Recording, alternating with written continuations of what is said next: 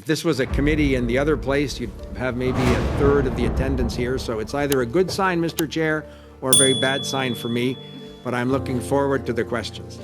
Gun control is ultimately about controlling legal firearms. If gun control is going to be effective, it must have the support of legal firearms owners. You are in fact undermining support for gun controls in Canada. You talked about wanting to take the guns, the illegal guns out of criminals, and I don't think there's anybody around this table that doesn't support that. But this, of course, this bill isn't dealing with illegal guns in the hands of criminals. This bill is dealing with legal guns in the hands of hunters and sports shooters. I don't agree with your characterization that we're taking guns away from lawful hunters and sports persons. That phrase gets repeated over and over again. It doesn't make it true. Like others around the table, I've received hundreds and hundreds of emails from concerned Canadians, and I want to thank them for reaching out. My question is to seek your response to two of the issues that I've raised with me. The first issue that I hear about over and over again is that this bill will not impact criminals and illegal use of guns, and therefore it's unnecessary and unwarranted. This bill takes away the property rights of Canadians to own guns. Minister LeBlanc, you spoke a lot about hunters and sport hunters. For some, this goes beyond hunting and sport hunting, and that's the case for the Northwest Territories, Nunavut and the Yukon. This is how we survive. We're designing legislation that deliberately targets those who use weapons or want to have weapons that are not in fact part of a typical hunter or sports person's routine. I don't think that Indigenous peoples writ large oppose this bill, and I don't think to say that hunters or sports groups oppose this legislation. We're trying to have adopted to specifically go after persons using weapons that are designed specifically to kill the greatest number of people in the shortest amount of time.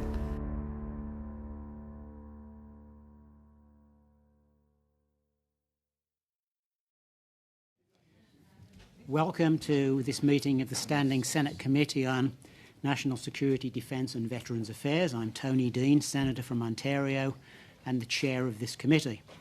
I'm joined today by fellow committee members and some other senators whom I welcome now to introduce themselves, beginning on my right. Senator Dagenais. Jean-Guy Dagenais. Jean-Guy Dagenet from Quebec. Pierre-Hugues Boisvenu. Senator Pierre-Hugues Boisvenu from Quebec. I'm from Manitoba. Senator, I'm from Ontario. Andrew Cardozo from Ontario. Senator Judy White, Newfoundland and Labrador. Welcome, Marty Deacon, Senator from Ontario. Stan Kutcher, Nova Scotia. Dave Richards, New Brunswick. Julie Miville-Dechêne, Québec.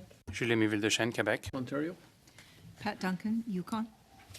Peter Boehm, Ontario. Donna Dasko, Senator from Ontario, and I'm a member of this committee. Thank you. David Arnot, Senator from Saskatchewan. Thank you, colleagues. We're also joined by the clerk of the committee, Madame Dupont. For those watching the session today, we begin our study of Bill C-21, an act to amend certain acts and to make certain consequential amendments related to firearms. We have the pleasure of welcoming today the Honourable Dominic LeBlanc, Minister of Public Safety, Democratic Institutions and Intergovernmental Affairs. Mr. LeBlanc is accompanied by Mr. Talal Dekalbub, Assistant Deputy Minister, Crime Prevention Branch, Public Safety, Mr. Matthew Taylor, General Counsel and Director of the Criminal Law Policy Section at Justice Canada, and Mark Flynn, Acting Commissioner of the Royal Canadian Mounted Police.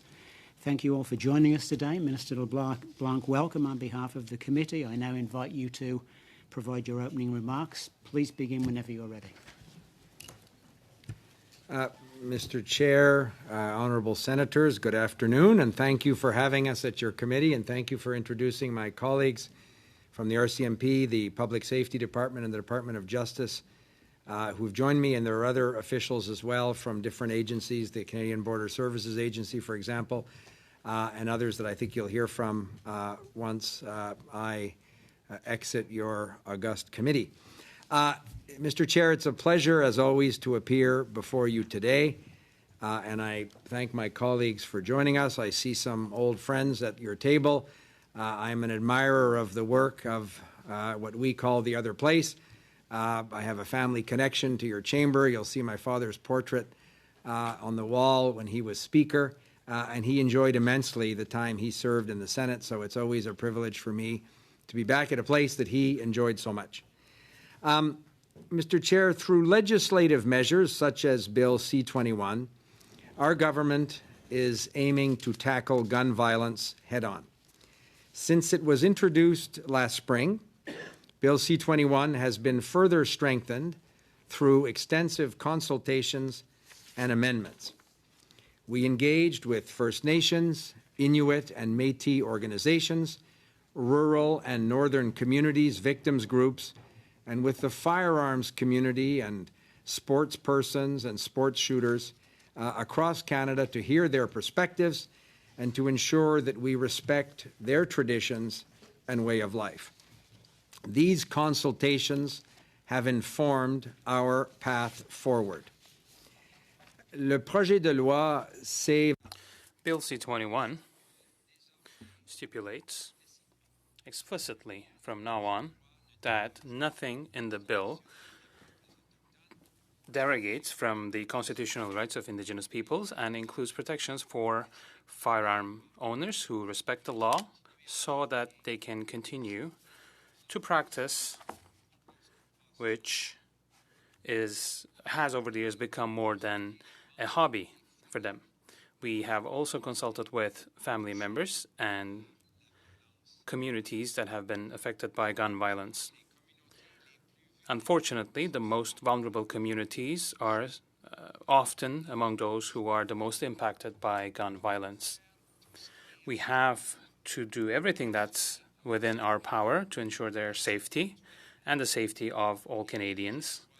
And the Bill C-21 is an important step in this direction. It starts with fighting against the proliferation of handguns.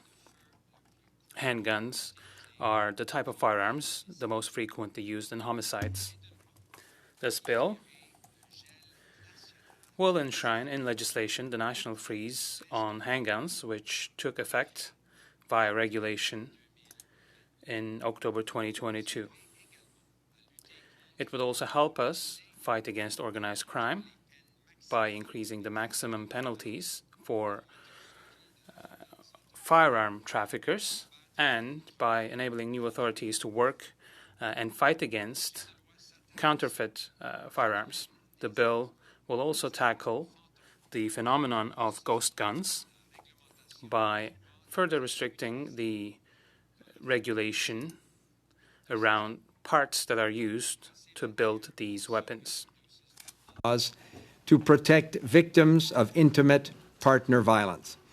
Victims of intimate partner violence are almost 5 times more likely to be killed if a firearm is present in the home, highlighting the urgency of further curtailing access to firearms for violent individuals.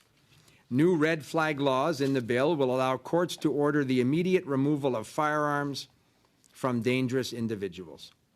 The bill will also codify a technical definition of an assault-style firearm, which will make it illegal to import or manufacture such firearms in Canada going forward.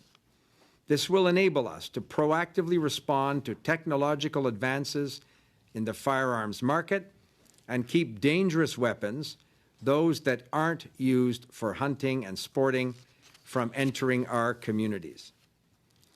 En complément de ces mesures, des modifications réglementaires. In addition to these measures, regulation changes will be brought forward to impose a compulsory physical examination by the RCMP for all new models of firearms before they are made available in the Canadian market. These additional regulations will ensure that no firearm penetrates the Canadian market without having been classified correctly by government authorities that are competent in the matter. To deal with the problem of classification of firearms, we are re-establishing the Canadian Firearms Advisory Committee so that it looks into the classification of existing models independently, that will come under the new prospective definition of prohibited weapons as per Bill C-21, and it will also identify those that are qualified as hunting weapons so that they will be excluded from a future order by which all existing assault-style firearms will be prohibited. And we are also reinforcing the regulation around cartridge magazines with a high capacity to get rid of the loopholes and the exemptions that allow access to cartridge magazines that contain more than 5 or 10 projectiles, respectively for handguns and long guns. This measure or other provisions of the bill or any other complementary measure is aiming to get rid of or ban the weapons of hunters or sports shooters. These are measures that aim to help us fight against gun violence.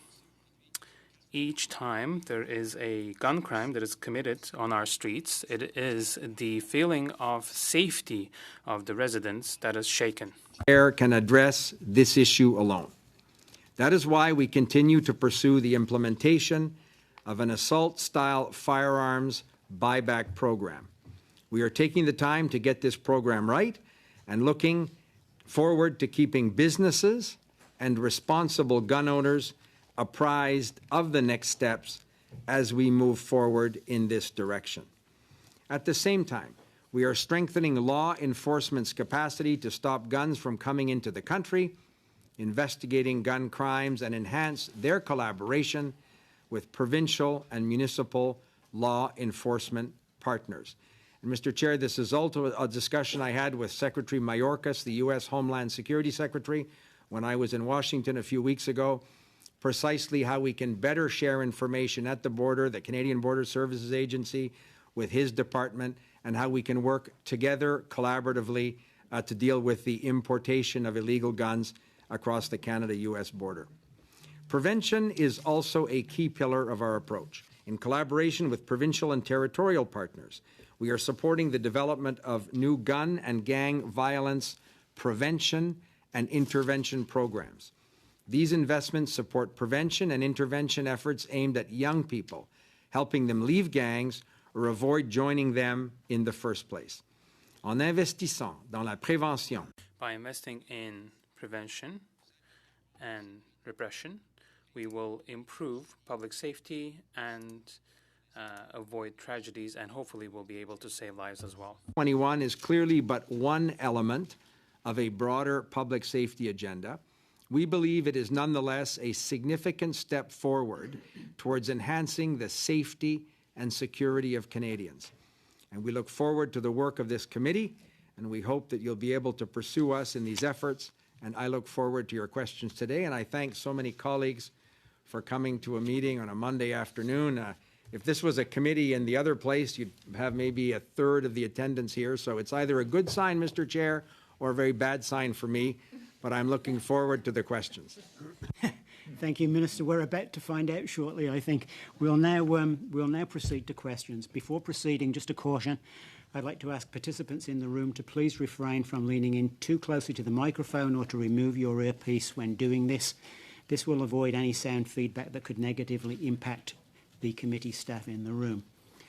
I note that Minister LeBlanc will be here with us until 5 p.m. today. We're going to do our best to allow time for each member to ask a question during this first hour.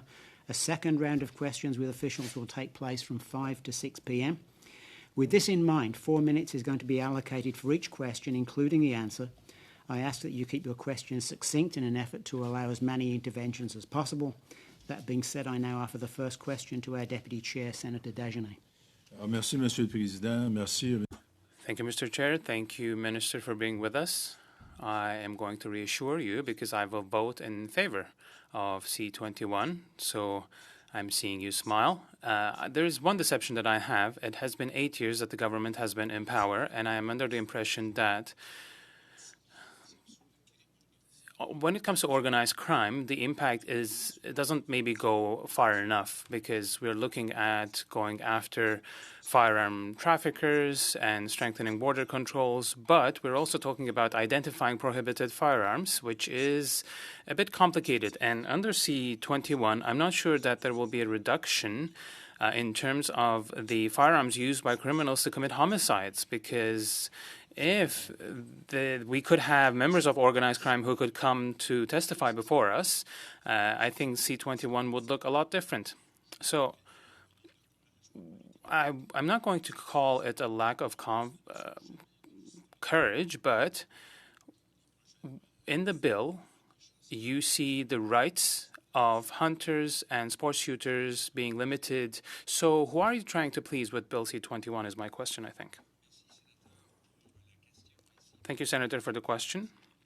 My colleagues from the Ministry and the RCMP, if they want to chime in, I think that will be all right. We, as the government, believe that this is an important measure to protect the population.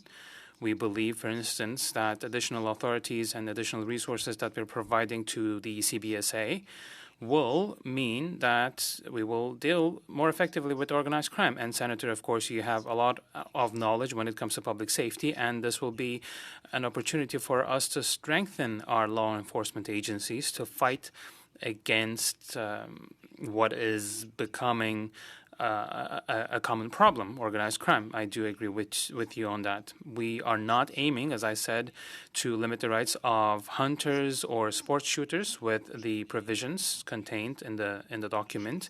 I know hunters in New Brunswick who use traditional hunting weapons, and we are explicitly saying that we are not at all aiming these sorts of groups. We are going after weapons that are manufactured to kill people in a military conflict setting, for instance. We understand, and you're absolutely right, that fighting against organized crime and preventing gun violence cannot only be achieved by a simple bill, but it's an important tool. But I do believe that we will see a reduction in terms of the long guns in circulation. It will also help police.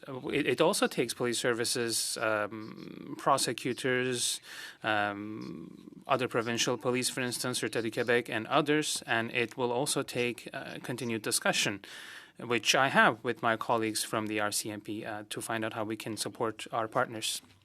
Well, there is a difference between assault-style weapons and hunting weapons. And I was doing some research. I came across this website. I brought you a copy too.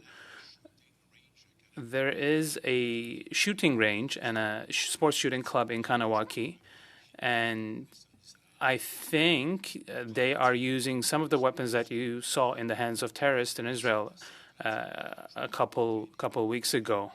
And you can pay a certain amount to go there for an hour, use automatic rifles that can shoot 20 projectiles or 20 bullets in a matter of seconds. So these are very strong weapons, and these are definitely not the tools that hunters will use. But what kinds of monitoring will there be on these sorts of weapons? I can provide the copy to the gentleman from the RCMP too. So I've already been at a shooting range rather, but I had never seen this sort of weaponry being used before. Up for this period. It's a guide to other members to, I think, be brief with questions.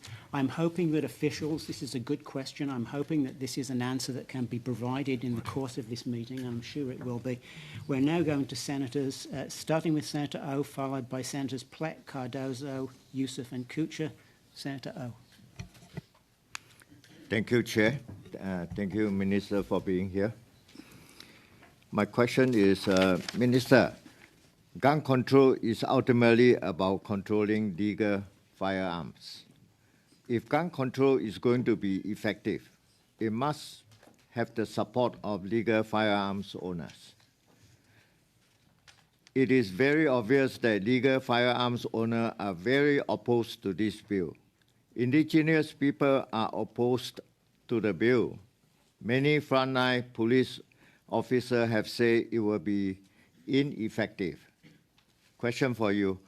How concerned are you that pushing this pro-bill through regardless, you are in fact undermining support for gun controls in Canada? Senator, thank you for the question, Mr. Chair. My colleagues say, with respect to Senator Dagenais, they will have the technical answers because I share his surprise at exactly that, but they'll be happy to come back to that. But with respect to your question, Senator, it may not surprise you. I don't think that Indigenous peoples writ large oppose this bill, and I don't think to say that hunters or sports groups oppose this legislation. There is, every time governments or Parliament legislate in this area, a very quick reaction from hunting groups, sports shooters, many of whom are in my constituency in rural New Brunswick. That's why I think it's important for us to continue to explain and to be able to point in the legislation to why these particular legislative measures, first of all, respect completely Indigenous rights. That's a part that we amended, we added to the bill, because I think in an initial version of this legislation, much of what you identified in your question was a very real concern. That's why I think the legislative process in our place, I hope, to a large extent, attenuated or diminished those concerns. So we are entirely respective of Indigenous Section 35 rights, and we're designing legislation that deliberately targets those who use weapons or want to have weapons that are not, in fact, part of a typical hunter or sports person's routine. So I think that there's broad support in Canada for thoughtful, effective measures to reduce the proliferation and access to military-style assault weapons. Now, I'm not a firearms expert. We have people from the RCMP and others that understand these details better than I do. But I think Canadians in general, having seen tragedies across the country and around the world when these weapons are in the hands of criminals, I think that any measure that reduces the number of these guns that are circulating in communities or that can be imported into Canada or can be sold lawfully, I think is a step in the right direction. But as I said, it requires a series of measures, not simply one legislative measure around gun control. Minister, the gun control, I think the most important thing is illegal gun coming across from the border. I think those are the serious problems they're creating. I'm from GTA, Toronto, and that's where most of the illegal guns are coming through and being used by the gangs. So, Senator, I agree with you that that is a significant challenge. As I said in my opening comments, it was, I thought, an interesting discussion I had with the Secretary of Homeland Security in the United States, with the Attorney General of the United States as well. They want the FBI and their border services partners of the Canadian Border Services Agency to work collaboratively with the RCMP and Canadian law enforcement. We had a federal, provincial, and territorial meeting of public safety ministers in Bromont, Quebec, 2 weeks ago.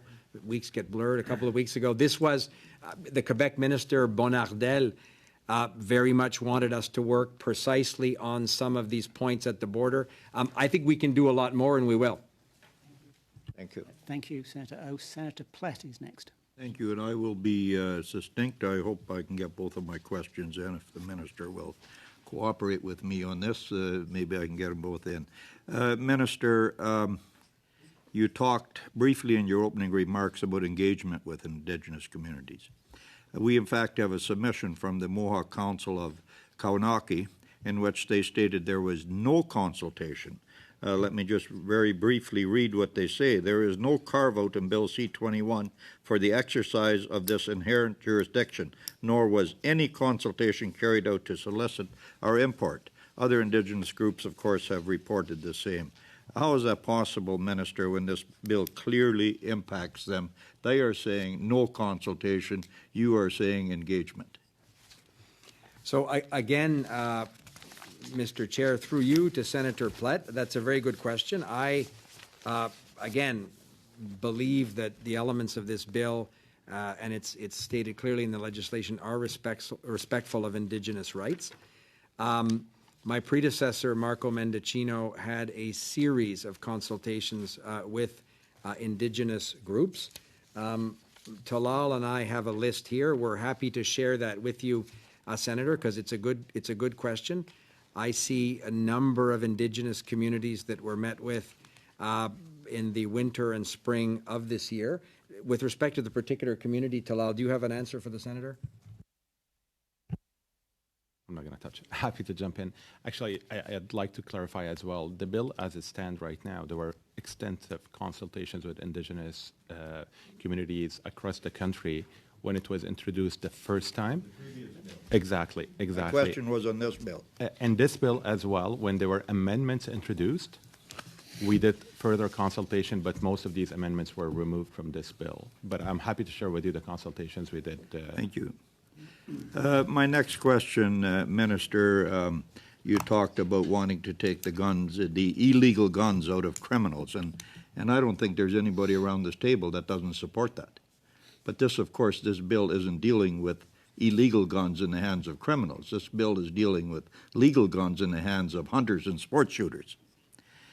But, you know, if the government is so set on combating gun crime, and your predecessor claimed that your government's goal with this bill is the eradication of gun violence.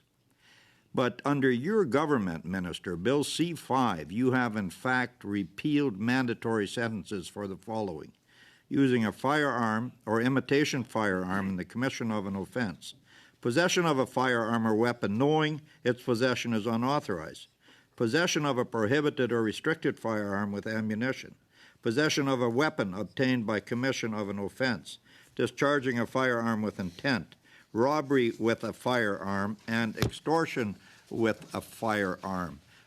So I'm wondering, Minister, how is this consistent with your goal in trying to eradicate gun violence when you remove, and I know you're going to say they've increased maximum penalties when the 10-year maximum was never handed out in the first place. So increasing maximum isn't what we're concerned about. You've taken away minimums. Why is that, Minister? So, Senator, again, just to go back to the initial part of your second question, it won't surprise you I don't agree with your characterization that we're taking guns away from lawful hunters and sports persons. That phrase gets repeated over and over again. It doesn't make it true. I just think I want to be careful to make it clear that I disagree with the premise of that question.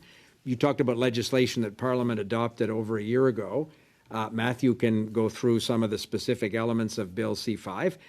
We may have a fundamental difference of opinion with respect to the appropriate use of mandatory minimum sentences. I voted as a member of Parliament for a number of mandatory minimum sentences. And I also voted for legislation that I believe brought them in line with some of the constitutional provisions of various court decisions.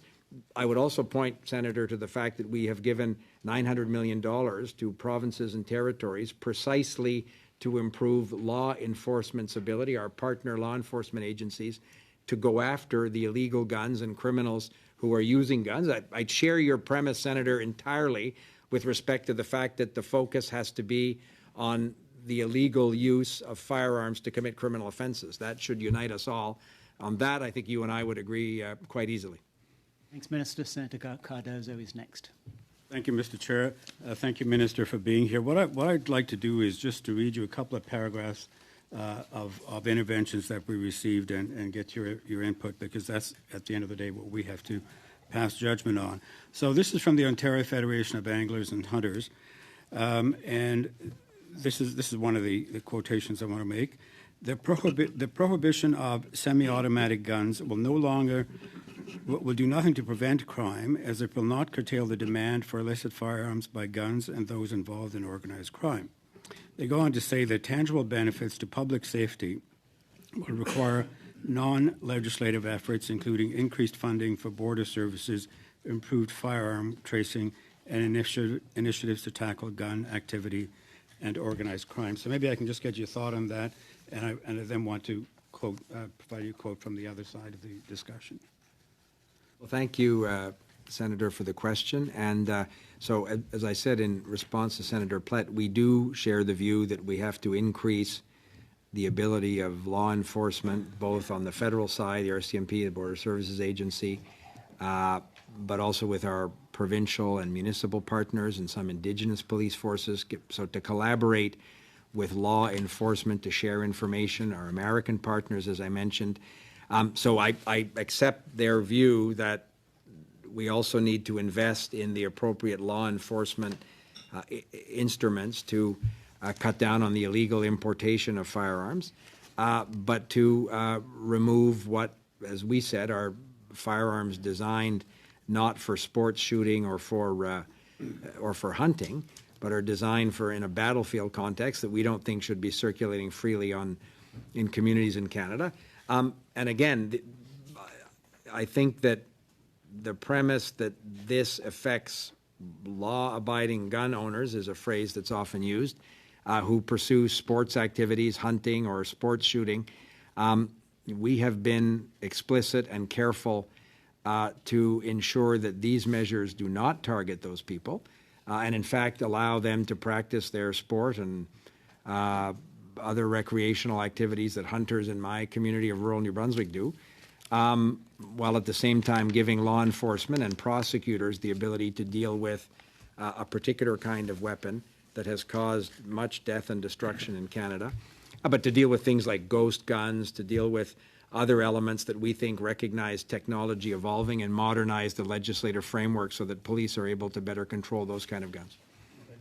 Thanks very much. Just quickly then, Police se souvient have a different perspective. They'd like the bill passed as soon as possible. And they add, we also hope senators communicate to the government their support for strong regulations aimed at banning current military-style weapons and eliminating all exemptions and loopholes that undermine the so-called ban on large-capacity magazines. So I had an opportunity to speak to representatives of Police se souvient earlier today. In fact, I'm going to meet with them in the coming weeks, I hope in Montreal. I share absolutely their concern. They've expressed it to me. They've expressed it to our department. That's why in my opening comments I thought it was important to publicly commit the government to a series of regulatory, once the bill receives royal assent obviously, work with the appropriate authorities to put quickly into place a regulatory framework that we think will answer many of those questions or many of those concerns that Police se souvient and other groups representing victims of gun violence have advocated for. So I think that we're very much lined up with that sentiment and will do so in an expeditious way should and when this bill receive royal assent. Thank you. Thanks very much, Minister. Senator Yussuff is next, followed by Senator Kutcher and Anderson. Senator Yussuff. Thank you, Chair, and thank you, Minister and witnesses, for being here. Minister, I have a couple of questions. I'll try to be as direct and succinct as I can, and maybe I might get them answer. If not, I'll follow up with your officials. So, amendments were introduced in the other place to ensure that the provision enacted through C-21 are to be constructing as upholding Aboriginal and treaty rights of Indigenous people as recognized and affirmed, of course, by Section 35 of the Constitution, not by abrogating or derogating from them. Can you confirm and explain how treaty rights will be affected by C-21? So through you, Mr. Chair, Senator Yussuff, thank you for the question and thank you for your willingness to sponsor this legislation. So we appreciate it and look forward to working with you and your colleagues in this place. Since last fall, as I mentioned, we have been engaging with Indigenous partners across the country, including Indigenous partners in the Northern Territories as well. I think we understand and certainly can assure those Indigenous peoples that firearms that have been used and passed down for generations in their pursuit of sustenance, hunting, for example, or other activities that they have done lawfully for generations will not be affected, will be untouched by this legislation. These traditions are important for Canadians and Indigenous peoples. This bill won't prevent the pursuit of those traditions. We also thought it was important precisely because of some of the concern when the initial bill was presented, and I think that you're referring to that, to add a non-derogation clause to reaffirm without question that Section 35 constitutional rights of Indigenous people are to be upheld. This definition was co-developed with national Indigenous organizations and reaffirms what we all have known, that the constitutions and rights that Indigenous people hold need to remain protected and should not be affected by a legislative measure. We don't propose in this legislation to take away any firearms that Indigenous people use to hunt or trap. And it's something, as Talal mentioned, my predecessor in this portfolio worked on a lot in the spring, but it's work that I'm going to continue to do. And in fact, I had this conversation with Northern Premiers. I'm also the Intergovernmental Affairs Minister. In my conversations with Northern Premiers, this issue has also been raised, and I'm happy to work with them and other groups across the country. Bill C-21 is not without controversy, to say the least, and being the sponsor of the bill, I've got an earful from on both sides of the spectrum on this. And yes. Now, a lot has been said on both sides of the spectrum in regard to what the bill is and isn't to a large extent. And as a country, I think my colleague, Senator Plett, said this earlier in his remarks, and I think Senator O said the same thing. I mean, Canadians are concerned, especially in urban environment, about gun violence. It's a real issue. And it's hard not to go an evening or a day without not hearing of gun violence in our society. So how do we dialogue with each other in a way that respects the need for legislation that's going to help, of course, protect Canadians from the harm that we see all the time? And secondly, how do we find, I guess, the fortitude to recognize there are things we need to do as a society for the greater good of society, especially on the question of gun violence? Because we live to our neighbors to the south who have a different perspective on this issue, and I hope that we don't fall in the trap. So maybe from your responsibility as minister and intergovernment minister. 30 seconds, it would be appreciated. I like the way when Senator Yussuff began, he said, if I don't know the answers, he can get them from the officials after I leave. So, so Senator, your question, and this is the struggle of successive governments in this space. It's not new to our government. Legislating in this area brings with it understandable reactions from people who are concerned. There is a significant amount of misinformation that circulates in this space as well. Some of it, as you say, is fueled by an American constitutional provision or American interests that come across the border and in social media, on the internet. So it's not easy to have, in many cases, a conversation that identifies exactly the balance, Senator, that I think you expressed that many Canadians share. How do we respect the rights of lawful, law-abiding sports persons, hunters that use firearms in a perfectly appropriate way, but also deal with the increasing challenge of gun violence, including the use of weapons, and the RCMP and others can speak to this, that are increasingly violent, military-style assault rifles. That some of the crime scenes and some of the investigations that the RCMP have told me they're doing are involving increasingly high-powered, violent, or high-powered weapons that are being used to perpetrate violence with devastating consequences. So law enforcement needs new tools and modern tools, and we think that this bill is part of the step, part of that, of those steps in that direction. But we recognize that there'll still be more work to do once this legislation, we hope, gets royal assent, because there are things that will constantly evolve as the threat evolves. Thank you. Thanks, Minister. Senator Kutcher. Thank you very much, Chair, and thank you, Minister, for being with us. Like others around the table, I've received hundreds and hundreds of emails from concerned Canadians, and I want to thank them for reaching out. My question is to seek your response to two of the issues that I've raised with me. The first issue that I hear about over and over again is that this bill will not impact criminals in illegal use of guns, and therefore it's unnecessary and unwarranted, which is a different perspective than what I read on the Public Safety Canada website, which says this bill is part of a comprehensive strategy to address gun violence and strengthen gun control in Canada. So these are quite different, and I'd like you to comment on that. And then the second part of this question is that this bill takes away the property rights of Canadians to own guns. I'm aware of the 1993 Supreme Court ruling that found that Canadians do not have a constitutional right to own firearms, and the arguments that owning guns is a privilege, not a right. But I wonder if you could help clarify the issue around property rights and the guns. So, Senator, thank you for the question. Thank you for the work you're doing on a series of issues across the country that are important to me and to many people. So I laud you for that work and thank you.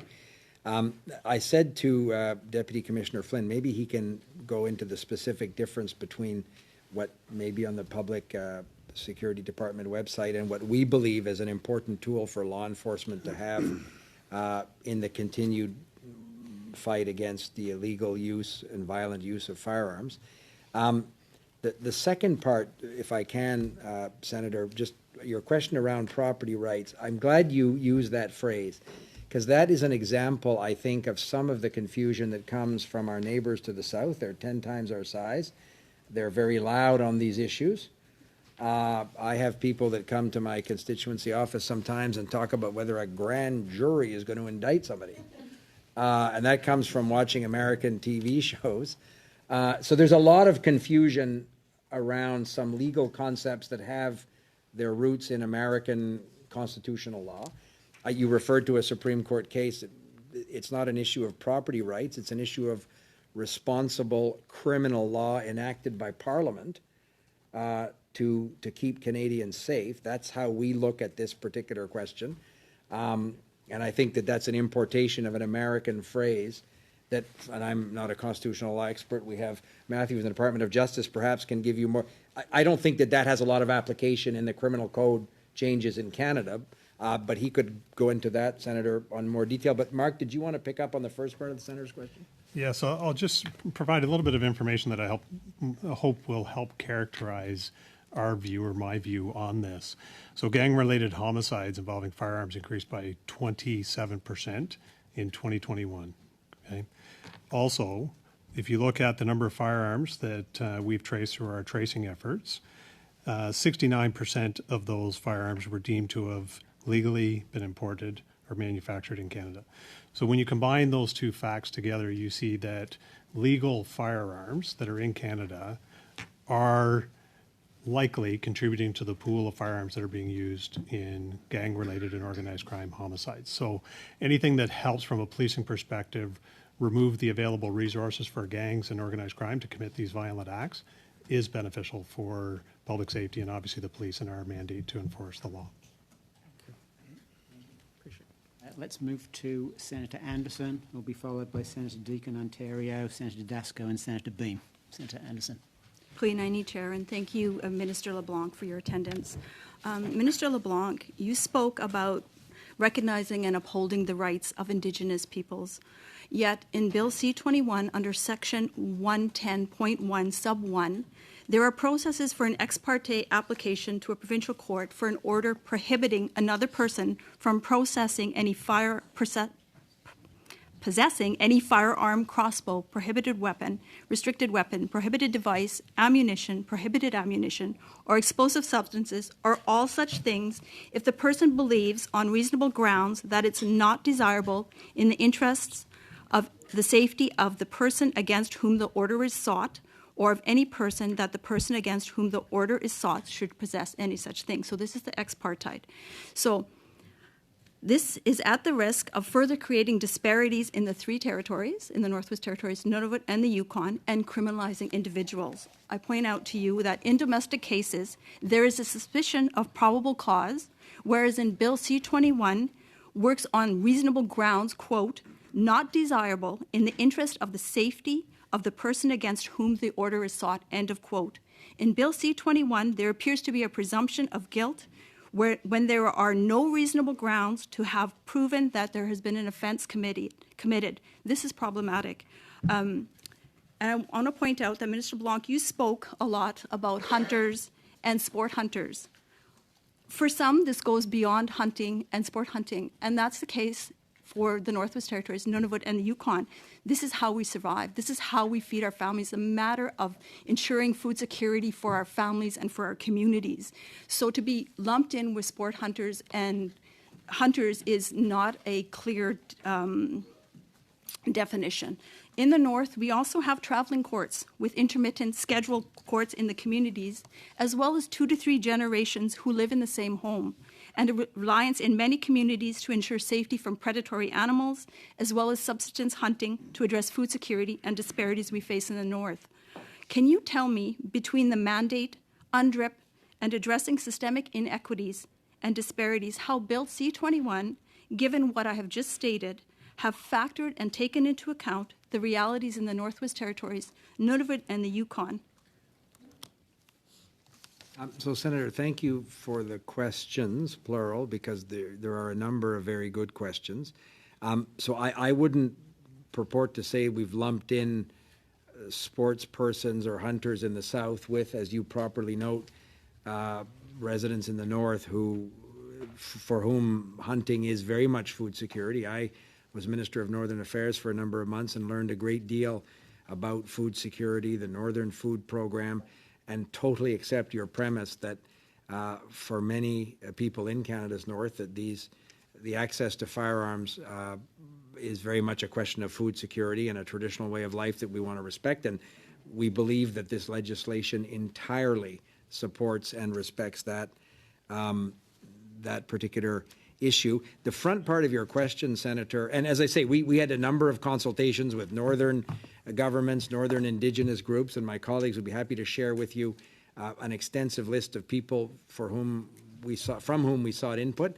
But at the front end of your question, you were identifying, I think, the provisions of the law around the red flag provisions. And again, Matthew will very quickly, Mr. Chair, the question was long. I'll try and keep the answer short. But I want Matthew to be able, I think, to explain what my instinct, having not practiced in this area of law before, it's not a criminal finding. This is about giving law enforcement a chance on a protective basis for a temporary order to remove a firearm, as opposed to a criminal. We're not criminalizing people. We're trying to protect potential victims in a way. But I totally I've had friends that worked on circuit courts in the North. It is a different context, and maybe Matthew could explain. I just wouldn't want us to look like we're criminalizing people when we're in fact trying to protect potential victims of domestic violence by a temporary order. Matthew? Thank you, Minister. And sorry, but maybe we can come back to this in the second part, if we could. We have to move on. We've got 5 senators still waiting on the list. Senator Deacon, Ontario, is next, followed by Senator Dasko. Thank you, and hello, Minister and officials and support. Thank you for all of you being here today. 2 questions I hope I can get in. One, you've heard it, we've heard from many, many Canadians and non-Canadians, and we've met with many groups and many, many Canadians, and great range. For me, the youngest was a 7-year-old boy and a 93-year-old woman. That represents quite a diversity, I think, in this country. And one of the common, if you look at distill everything we have and everything we receive, one of the most common pieces that comes to us is that farmers will not be able to farm, do their work, and that hunters will not be able to hunt and do their work. Just a quick response, and if you have those Canadians in front of you, what would you be saying to them? Senator, thank you for the question. I think that assertion is not accurate, and I've heard it as you have and as we all have. People assert that farmers or people in rural communities that need firearms for pest control purposes and other hunters, sports persons, people using firearms in Northern and Indigenous communities, they're not targeted or affected or included in these measures that we're trying to have adopted to specifically go after persons using weapons that are designed specifically to kill the greatest number of people in the shortest amount of time. I have cousins in New Brunswick that go hunting for moose. They don't go to war with moose. This is a fundamental difference So I think that, but I'm not surprised. I've been sitting in Parliament for 23 years. I've seen various versions of gun control measures. Accuracy and reliability in terms of what people say is often lost in the opening moments of this conversation. That's fine. I'm serene with that. We're doing the best we can in a minority parliament to have legislation adopted that we think makes a significant difference in protecting communities and people. But we recognize that there's more to be done, and we'll continue to work with parliamentarians in both places to figure out the best way forward. Thank you. And I think we're all trying to refine, define, try to work through disinformation. So here's maybe a part B for this too. When we look at some of the communication we've had, and that is, no doubt there's a concern in our sport shooting communities about this legislation. And while there isn't exemptions for elite level Olympian shooters, there's still confusion about how such labels will be determined, and also if some will be the last generation of sport shooters in Canada because novices would be unable to train at this level. I have led many shooters into this country in big multi-sport games. They are unique athletes, and they're so proud to wear that leaf on their back. How are we going to make sure they're still able to do that?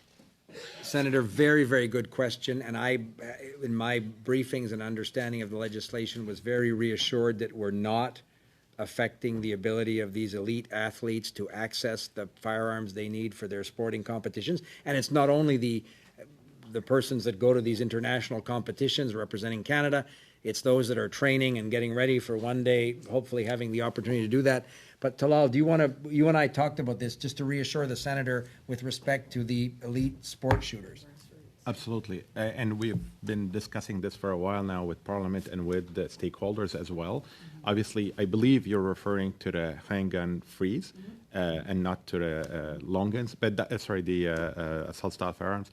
The handgun freeze will have provisions that will be more detailed in regulations, so further consultations will take place to clearly establish the process for exactly the sport shooter and the people who will be training on how we will establish it. The legislation right now is giving the framework from a legal perspective, but further regulations will come and will continue, right? Go ahead. Sorry. Thank you. Thank you very much. Senator Dasko is next. I'm sure we'll be coming back to this one later. Senator Dasko. Thank you, Minister and officials, for being here. And, this is a very important bill. I live in Toronto. There have been so many incidents of gun crime, and yet Toronto is a safe city, and yet we hear these stories all the time, so it's very scary for us, for those of us who live there and want to continue to live in a safe community. I wanted to explore a little deeper the issue of assault-style weapons. The bill includes a ban on future assault-style weapons, but does not affect those that are currently in circulation and are currently legal. And I would like just to get a better sense of what are your plans to deal with existing assault weapons. Last fall, you introduced in amendments a list of 482 models that you felt were dangerous. I would like to get a commitment from you that those guns are going to be made illegal. And I want to know a real commitment from you as to how that's going to be handled. We just, the situation is just not acceptable to have tens of thousands of guns out there that are illegal, and we're talking just about the guns that we're going to deal with down the road. So anyway, that's my question. So, Mr. Chair, through you to Senator Dasko, and you're right, your city, like other large Canadian cities, has seen an alarming increase, as Deputy Commissioner Flynn said, in these violent crimes, many of them, not all of them, using some of these weapons that we're seeking to prohibit. So I think a couple of points, perhaps. The firearms, the buyback provisions, many people purchased lawfully a gun that was available that they ordered from a distributor. Many of them received them by Canada Post. Guns that, by the order in council, we now want to prohibit. So we need an appropriate way to, if we're going to remove these guns from people who purchased them lawfully, we need the appropriate way to compensate them, and that's exactly what the buyback program will do. The issue about, and that's 1,500 and some models. Talal and others could, Senator, give you the precise numbers in terms of the models that will no longer be lawfully permitted.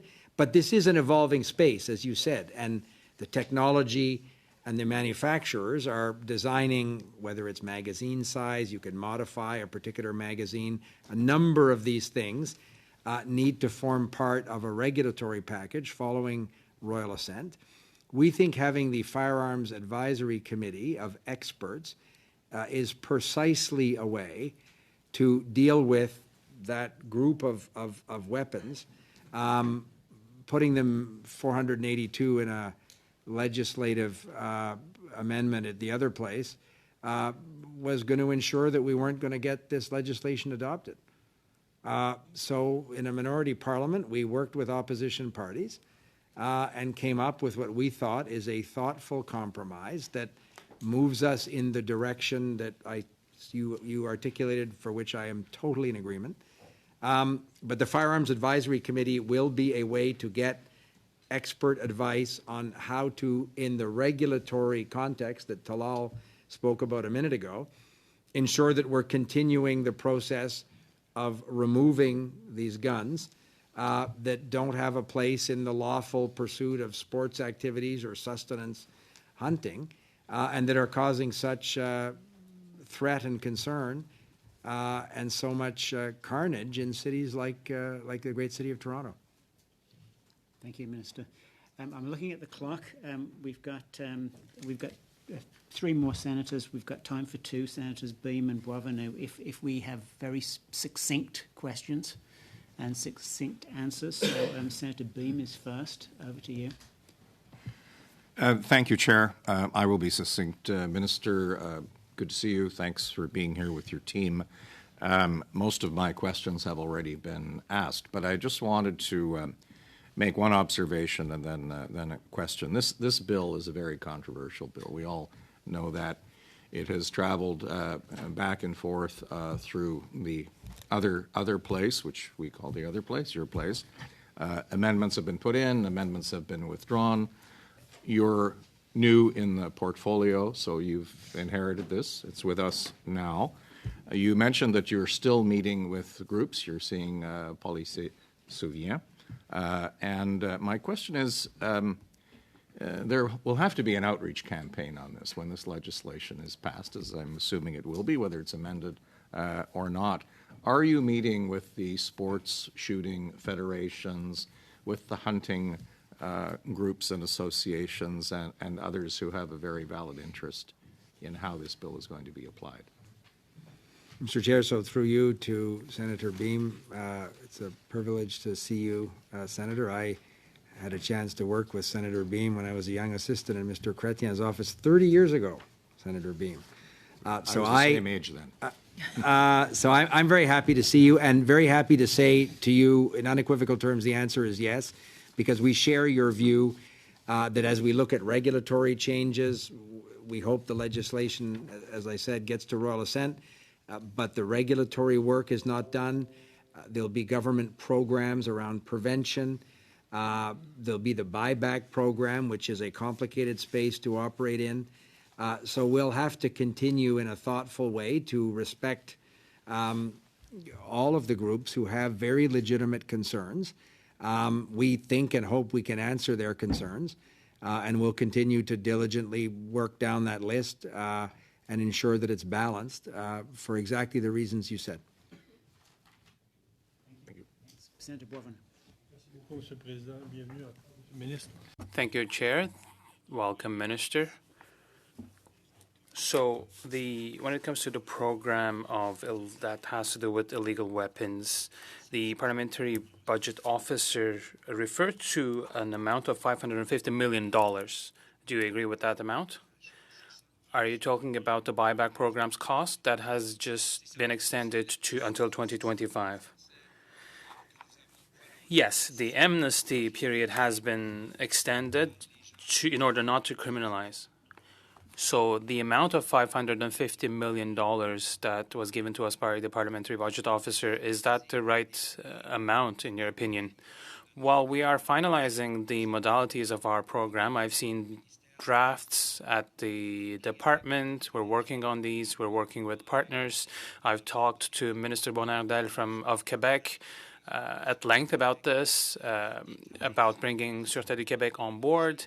So there are details to be sorted out. That's why we have not announced the final modalities of our buyback program. Obviously, we are mindful of the cost, but it's a promise we made during the last elections, and we fully have the intention of creating this program. We are aware of the costs involved, but the parliamentary budget officer hasn't seen the details of our program, not to take anything away from his capacity of providing analyses. But my question is that, Minister, the union of prison guards,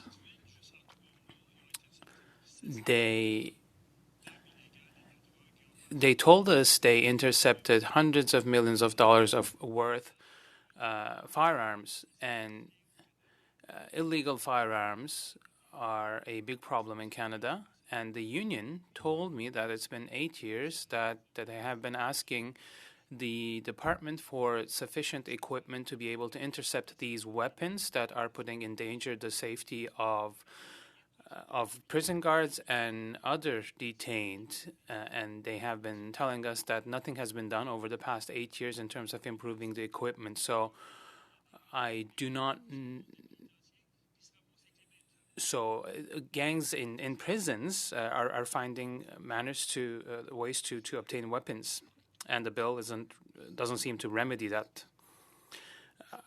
Well, in my first contact with the Commissioner for Correctional Services, we talked about this. For instance, the use of drones is something that criminals have jumped on to transport drugs, for instance, or firearms in certain cases, or other weapons in the prison setting. There is a federal prison in Dorchester in my riding, which I've visited many times as an MP, so I'm aware of these worries. And I am meeting representatives of the union Thursday in Montreal, so I'm looking forward to that conversation. But I don't think it takes legislative measures. It takes tools and financing and support to the extraordinary people who work in the correctional services, the people I've met over the years.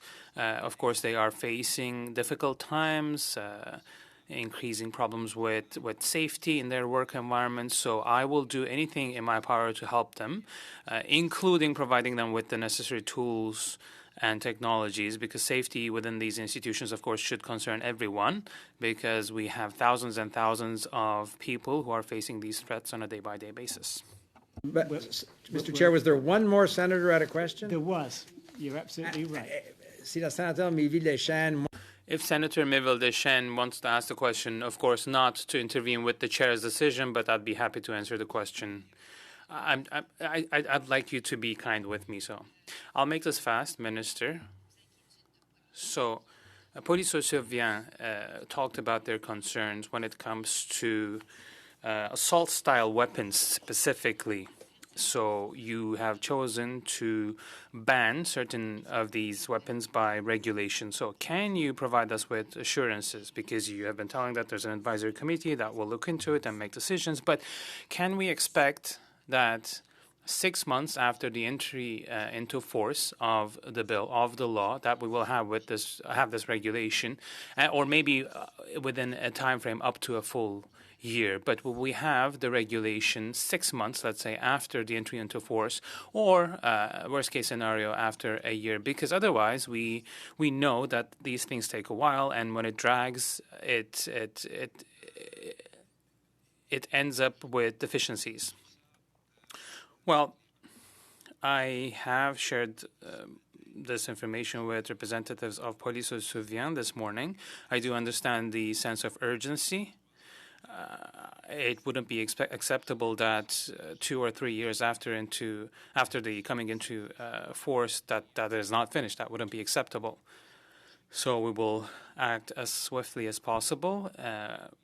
There are other delays as well on the electoral front too, which maybe are of concern for you here too, but we are aware of the issue.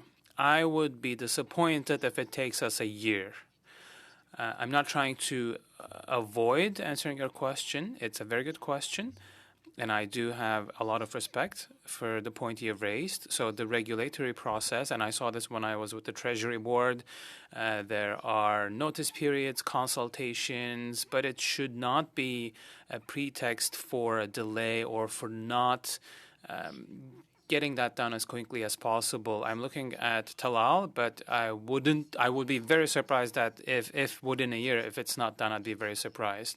But of course, there's the legal procedure, the Act, the Canada Gazette, so I'm not really going to give you a specific time frame. Can you not make a promise at this point?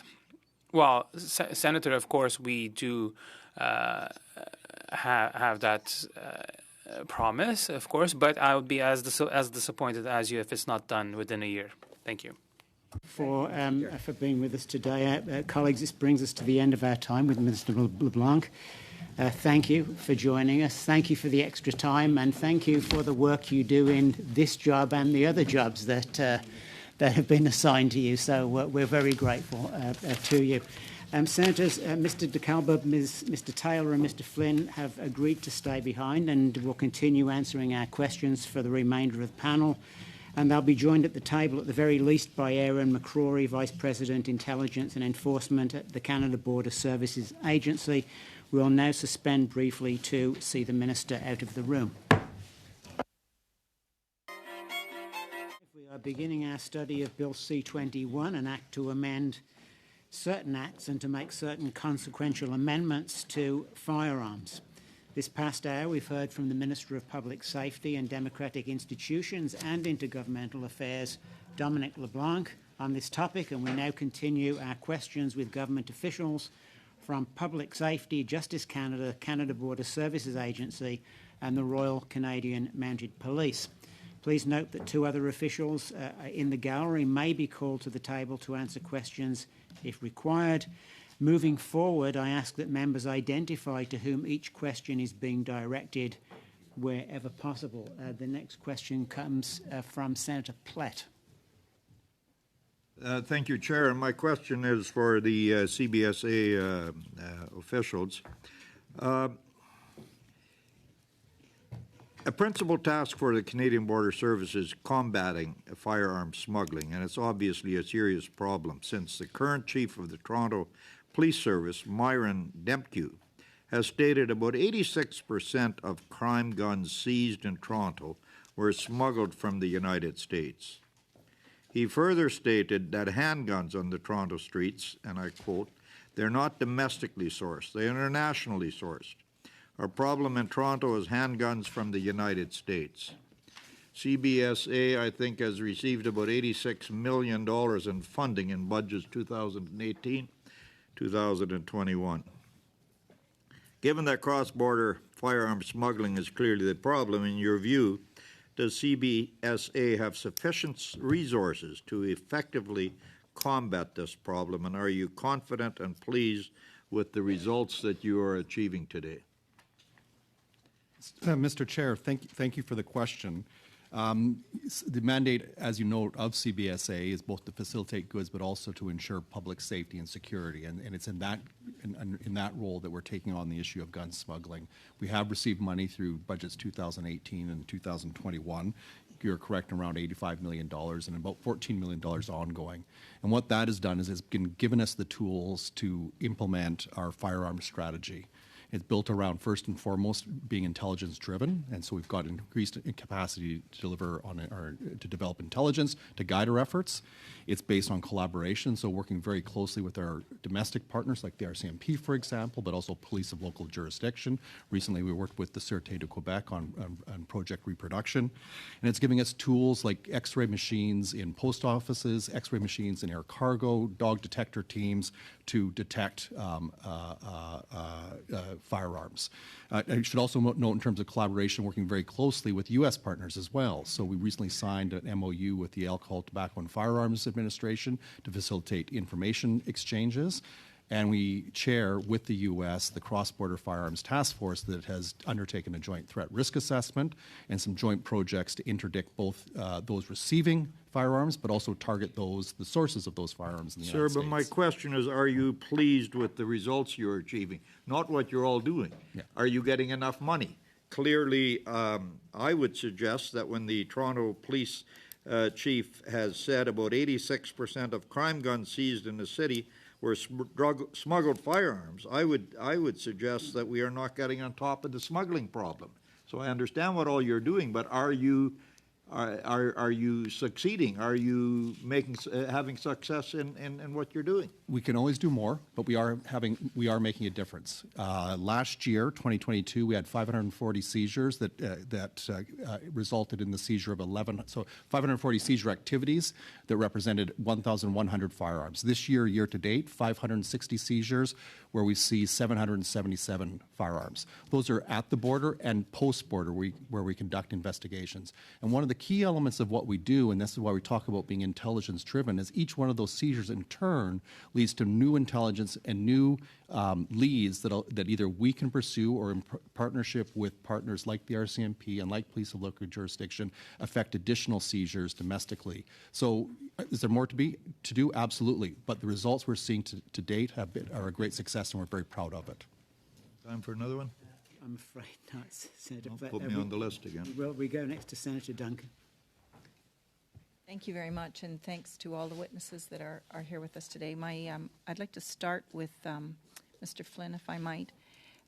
The legislation repeatedly references the Chief Firearms Officers in the provinces. The Chief Firearms Officer for the Yukon is located in Surrey, BC, for Northwest Territories in Edmonton, and in Nunavut in Winnipeg. That's a long way to go when you're trying to enforce or administer the legislation. I don't want to use the word necessarily enforcement. While there's capability to delegate, I believe in the legislation, and I've looked through that, that places yet another rule on the RCMP. And the RCMP is also the only police service in the 3 territories. And there's been so much put upon the RCMP, so many roles that they fulfill in small communities. And one question, is there increased resources to deal with this? Is there a plan to work with the firearms officers if they are so delegated? And most importantly, are there additional resources to deal with it? Let's start with that. So with respect to the chief firearms officers and where they're located and resourcing for it in delegation to the RCMP, I will look over my shoulder at my colleague who has far more information on this, but I do not believe there's any increase in RCMP resources for this. No, there's firearms officers in all the locations, specific locations, but they're managed by... Why don't you come up? If you don't mind, Chair.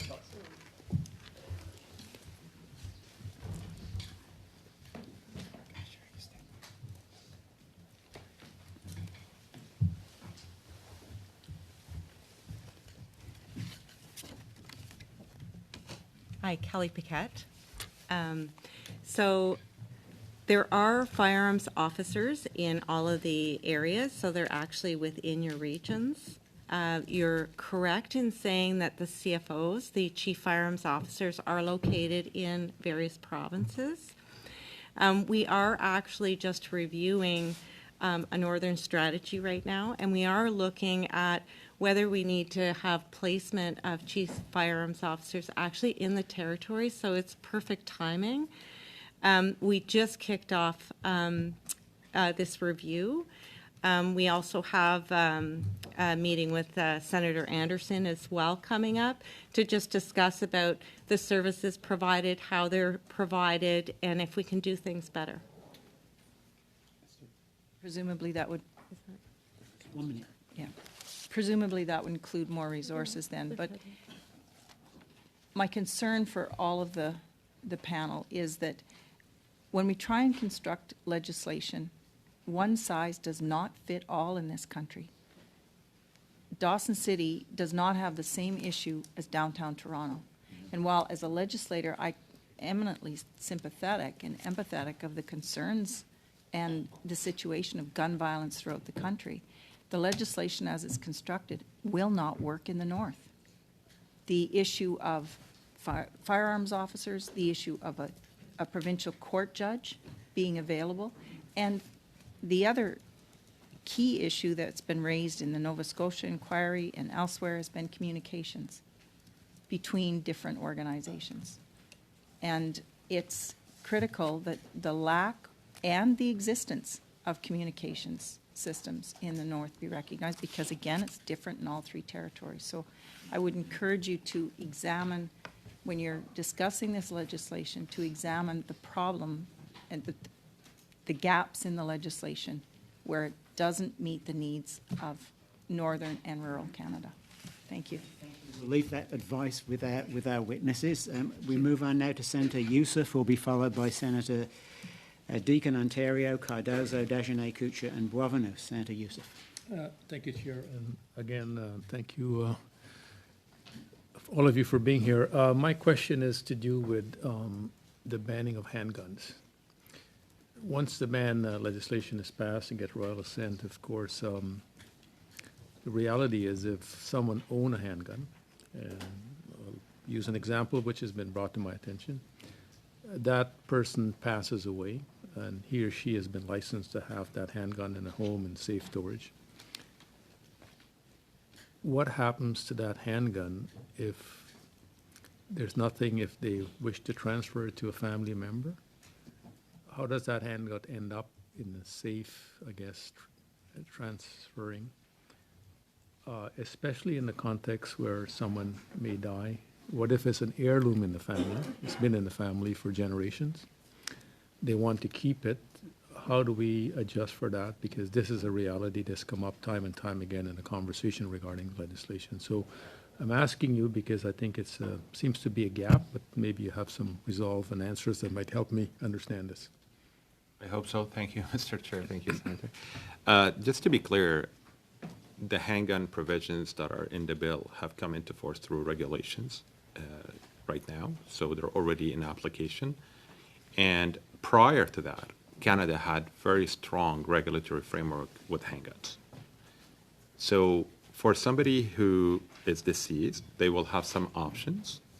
First of all, they could render the handgun inoperant and keep it if it has an emotional meaning for the family, for example. They could send it to an authorized business or person who's authorized to own and purchase a handgun.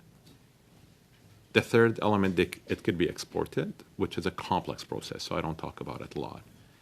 But our regulations in the past allows the firearm officers to know exactly who has handguns, and this way there will be a possible tracing of what happens when somebody is deceased and a follow-up to ensure that either it's rendered to the police or rendered inoperant or sold to a proper industry. So there is really already in place from the past, not only with this bill or the regulations that came into force last year, a very good framework to monitor. So my follow-up would be, what if the family wants to transfer that to already a licensed family member? It's not allowed anymore. As of so the legislation did not take that into consideration, that you could transfer that to a family member if you chose to no. do so. This is a future, if you wish, like in a few years, Canada's guns when we did the assessment and the advice, we said about 50 years, if you wish. For sure, handguns will be pretty much eliminated. We have around 1.1 million handguns in Canada right now, and in the last 10 years, there was an increase of almost 50% of handguns in Canada. It was a huge increase that we were observing. So no, there will be no transfers, and right now, as it stands, transfers are not allowed anymore. And there's no recognition that the CFO would have authority to make a decision that they may feel in the public interest in their domain? Not for the handguns transfers. Obviously, the CFOs, and I believe you'll be talking to our colleagues, Teri and Robert, later, but the CFOs have discretions on other issues, but to transfer to a family member, that should not happen. Thank you. Senator Deacon, Ontario. Yes, thank you, and thank you for continuing with us. Two questions, I hope. The one, my good colleague, Senator Plett, started off with, and really acknowledgement of the U.S. border, the longest border there is there, and some of the issues around that. I'm wondering, in that thinking, in addition to that thinking, is we've seen and heard that many Canadians don't agree with some of the guns that will be banned as a result of the legislation. Are we worried at this moment or proactively thinking about how more Canadians will try to illicitly get guns as a result in anticipation of that, like semi-automatics? I'm just wondering your thoughts on that. Happy to provide, Mr. Chair. I'm not sure when the public is referring to semi-automatic guns banned by this bill, because the technical definition that is in front of Senate, I'm not going to go in the past year, there were a lot of iterations, is prospective. So it is for guns that will be designed after royal assent. So right now, I don't believe this is something that is applicable. So I'm trying to understand the fear to be able to answer your question properly, because other than the handgun freeze that came into force already, no banned guns are included in this bill right now. And I think therein lies some of the confusion. I think that's part of this. So thank you for addressing that head on, and we'll see where that information, takes us. I think that's part of what's misunderstood, and that's what we're trying to clarify today. So thank you for that. I'm going to carry on with a question that sort of also started earlier around the red flag. So the legislation introduces this new red flag law, which would allow anyone to make an application to a court for an emergency weapons prohibition order to immediately remove firearms from an individual who poses danger to themselves or others. I'm hoping that one of you are able to kind of outline a little bit what that would look like in actual practice in terms of timelines. Would the firearms be removed immediately upon application with 30 days to determine if the removal is actually warranted? What would that look like? Mr. Chair, I'll start, and maybe I'll turn it to my colleague from Justice to clarify any legal details. But let me just clarify for the committee, this is not a new provision. It exists already in the criminal code for law enforcement to be used. It's an expansion as one of the tools that we heard multiple times that it was needed, and that's why we provided this advice to government. So what will happen in this case here is that a victim or a doctor or a neighbor or a friend will have the right to seek from a judge that the red flag be issued, which means that immediate withdrawal of the guns from the individual that law enforcement will have to exercise as soon as possible. And in this provision, there were added clarity to protect if there is a victim who will come forward to protect their identity and ensure that this is not being harmful. Furthermore, there will be the government announced a program to support NGOs, for example, for victims, to provide them with support, because we know some victims will be too exhausted, to be honest, and they don't have the capacity to pursue a legal process. And as well, communication, I don't remember, somebody was talking about communication. It will be important. We are working on a one-stop shop, if you wish, where they could access easily this provision online. But I'll turn it to my colleague from Justice. I don't know if I missed anything from a legal perspective, ma'am. Well, I mean, just to add, thanks.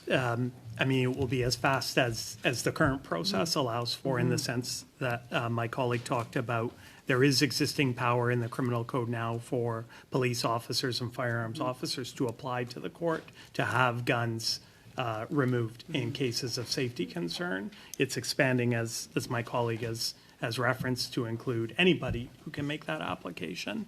There are two provisions. One is a warrant provision and one is a warrantless provision. So depending on the exigence, the seriousness of the situation, police officers can move quicker without warrant to remove firearms in those more serious instances of safety concern. Thank you. And I would just finish by saying, because it's not new, then we shouldn't see a glut in the system. The awareness might be different, but we shouldn't see delays or gluts in the system because it's not a new measure. We'll perhaps Thank you. come back to that. I was just trying to slide it in. Thank you very much. Senator Cardozo, you are next. Thank you, Mr. Chair. I wonder if I could ask a little bit about the regulations. So once this is passed, there are regulations that you will be developing.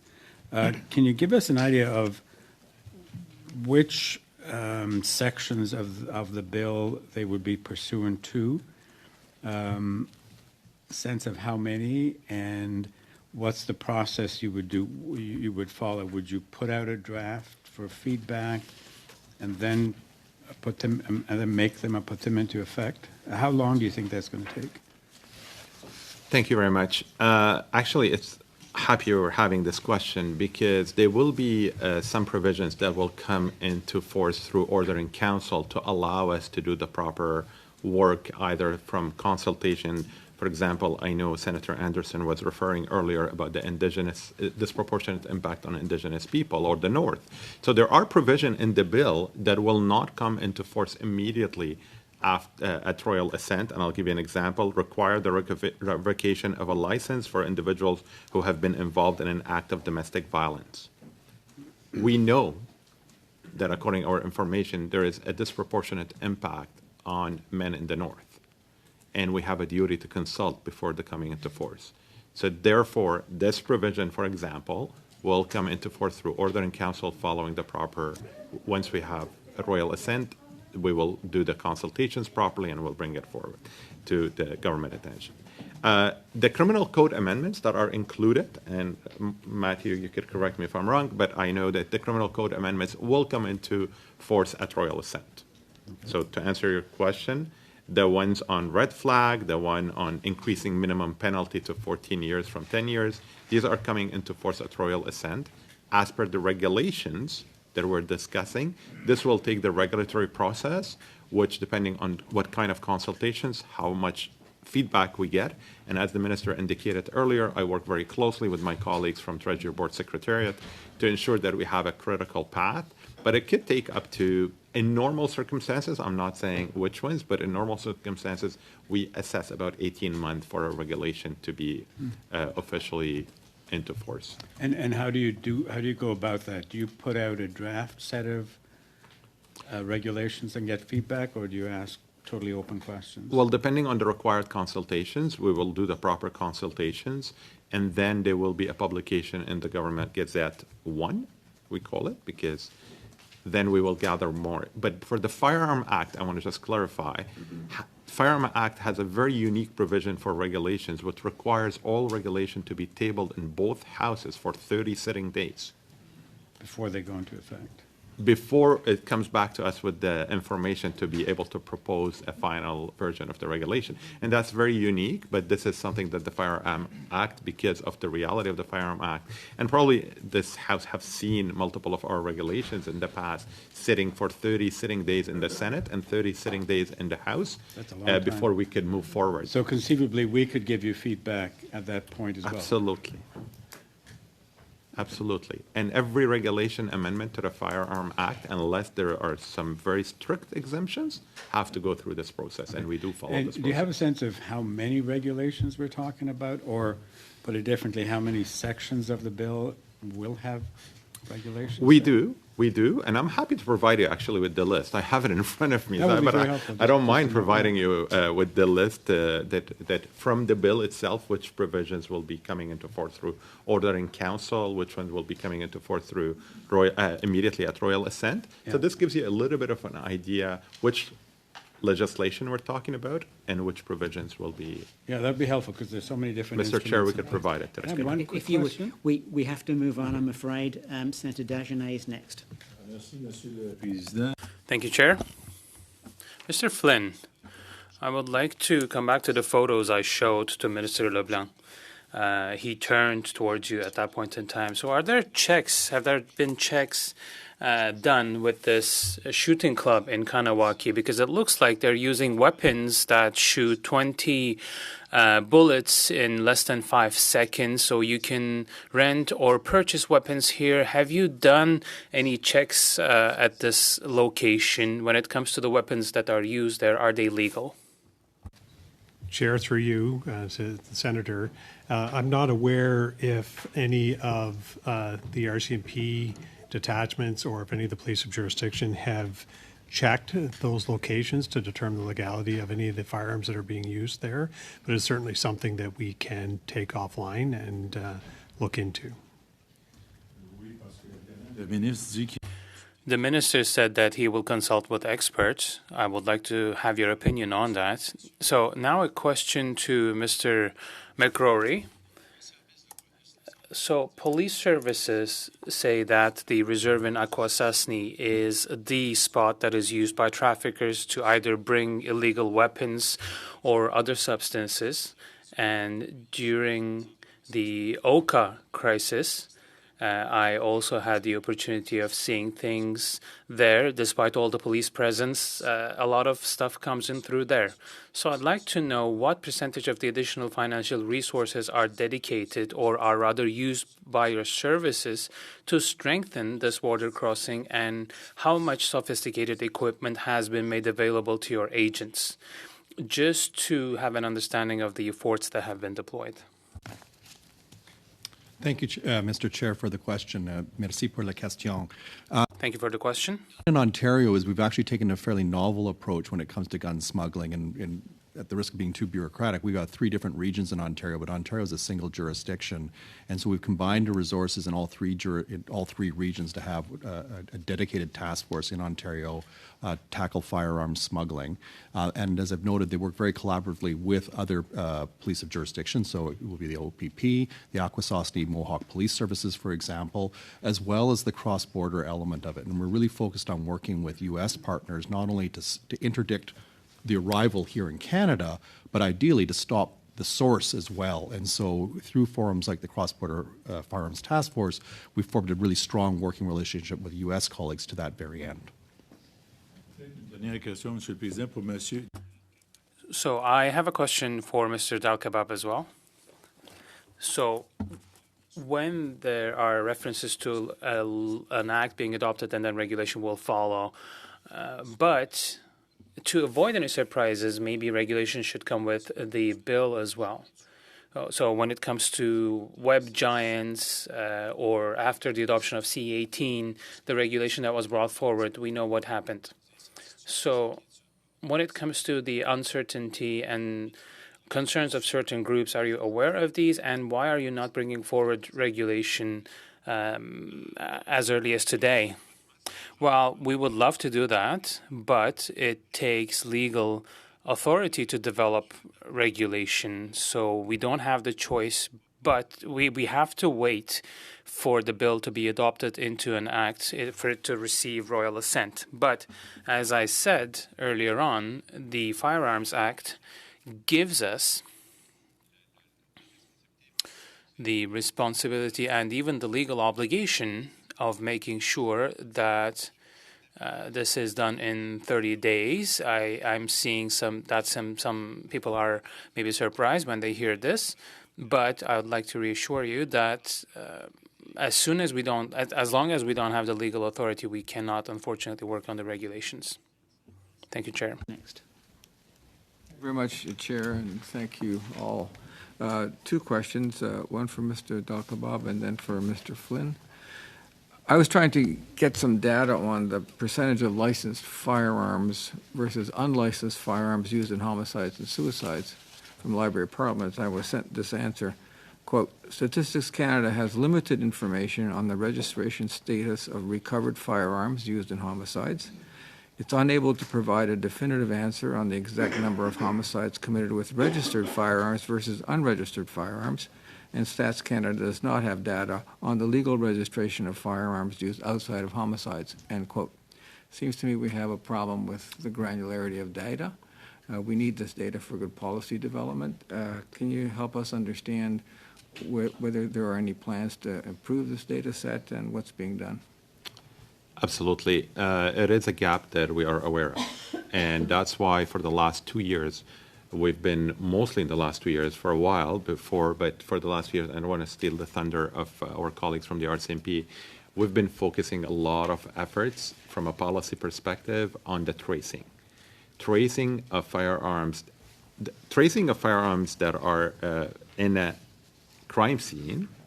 We're working very closely with the provinces and territories and all law enforcement to ensure that they're seeking the tracing, because usually this is something that the government is pretty good at, doing 100% of the tracing. But all tracing, there has been a significant improvement, and I'll leave it to my colleague from the RCMP to provide you with the data in the last year and a half on the tracing we're doing. This is the only way we will be able to ensure that working with Statistics Canada, and we do have at Public Safety a special program with them to establish these data, but this gap existed.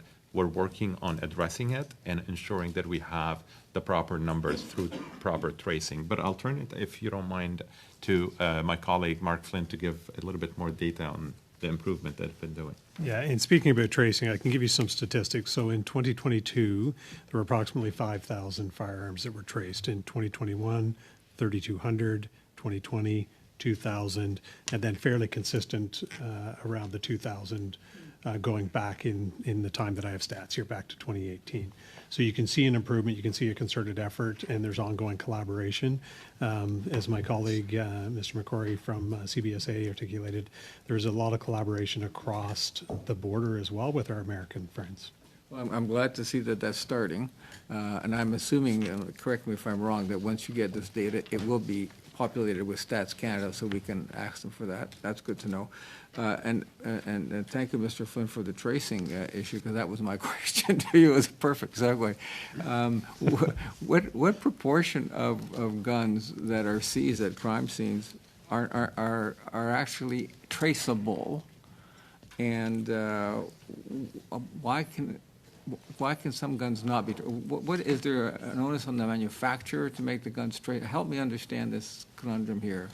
So I will start, and I may need to turn to my colleague if you require more granularity than I'm able to provide. So working from the stats for 2022, there were 5,022 firearms traces done. Of those, 1,888 were successfully traced to the point at which they entered the illegal market. So that's quite a small number, proportionally. It is 2/3. Yeah. We consider it to be a success to start with. All right. Then as you look, there are 3,000 that could not be traced to the point at which they entered the illegal market. I'll stop there, and I'll turn to my colleague and see, is there additional granularity to those statistics you're able to share? Or is that it? Serial numbers, right? We don't have serial. Right. So as you know, with many firearms, there are not serial numbers, whether they've been removed, ghost guns, etc. Okay. So is there anything manufacturers of guns can be asked to do that makes them more able to be traced? Oops. We've run out of time. We do have to move on. These are great questions. But can we get a written response to that? If we could, that would be very helpful. Thank you. Senator Boisvenu next. Thank you very much, Chair. My question will be for the Department of Justice. So I'm trying to understand the philosophy around this bill to tighten the rules against organized crime. So on the one hand, the maximum prison terms go up to 14 years. It used to be 10. But over the past 20 years, maximal sentences haven't really been used. But on the other hand, minimum sentences are removed for illegal weapons possession, crimes committed with the use of a firearm, and recently in Quebec, someone who was arrested for drug possession and then firearms possession, they were sent back home to their home. So with this kind of a philosophy, how do you intend to get rid of organized crime? Because there won't be maximum prison terms and there won't be minimum prison terms either. So I'm just trying to understand what type of an impact this philosophy will have on organized crime. Thank you very much for the question. Just to set the background, as the minister said, the bill is just one element of the work that is being done against gangs and organized crime. But of course, there are other problematic realities in Canada when it comes to firearms. I understand, but at the same time, in 2019, there was a bill that was adopted that decriminalized certain elements, and then another bill by which people who have committed firearms offenses are being sent back home. So I'm just trying to understand. I mean, someone who smuggles firearms through the Canadian border or who has illegal possession, there should be minimum prison sentences to send a strong message. Well, I can't really talk about what's in the discretion of judges. It doesn't really have to do anything with the judges. C5 that came from the government. Just to reassure you, I work personally with the provinces and territories and all the police services in Canada on certain programs to. For instance, we have a guns and gangs program that is applicable in Quebec. We received a lot of positive feedback just to make sure that the police is in a better position. No, not C5, the guns and gangs program. I just referred to that. But this bill, or this act rather, had the result of sending people back to their homes. Well, unfortunately, I can't really respond to questions about C5. It already exists. But you just need to be coherent is my point. Thank you, Chair. Dasko next. Thank you, Chair. Thank you again for being here. I have some questions just for clarification on back to the assault weapons provisions of C-21. So we're looking at new assault-style firearms that are to be prohibited. So does that mean that all automatic and semi-automatic style firearms will be prohibited in the future? Is that what it's saying, or am I missing something here? Or is it just semi? I mean, I see the word semi-automatic used. Does that mean that just a certain type of assault-style weapons are going to be prohibited in the future and others will not be prohibited in the future? Is correct? Happy to walk you very quickly through the criteria that is proposed in the bill. So the bill speaks to firearms that are not handguns. Yes. That discharge center fire ammunition in a semi-automatic manner. Yes. And was originally designed with a detachable magazine with a capacity of 6 cartridges and more, yes. And designed and manufactured on or after the day of the royal assent. So all these criteria has to be met for the gun in the future to be prohibited in Canada. So it's not all fire. Okay, so does that mean that there will be other assault-style weapons still out there in a legal situation? Is that what I understand from this?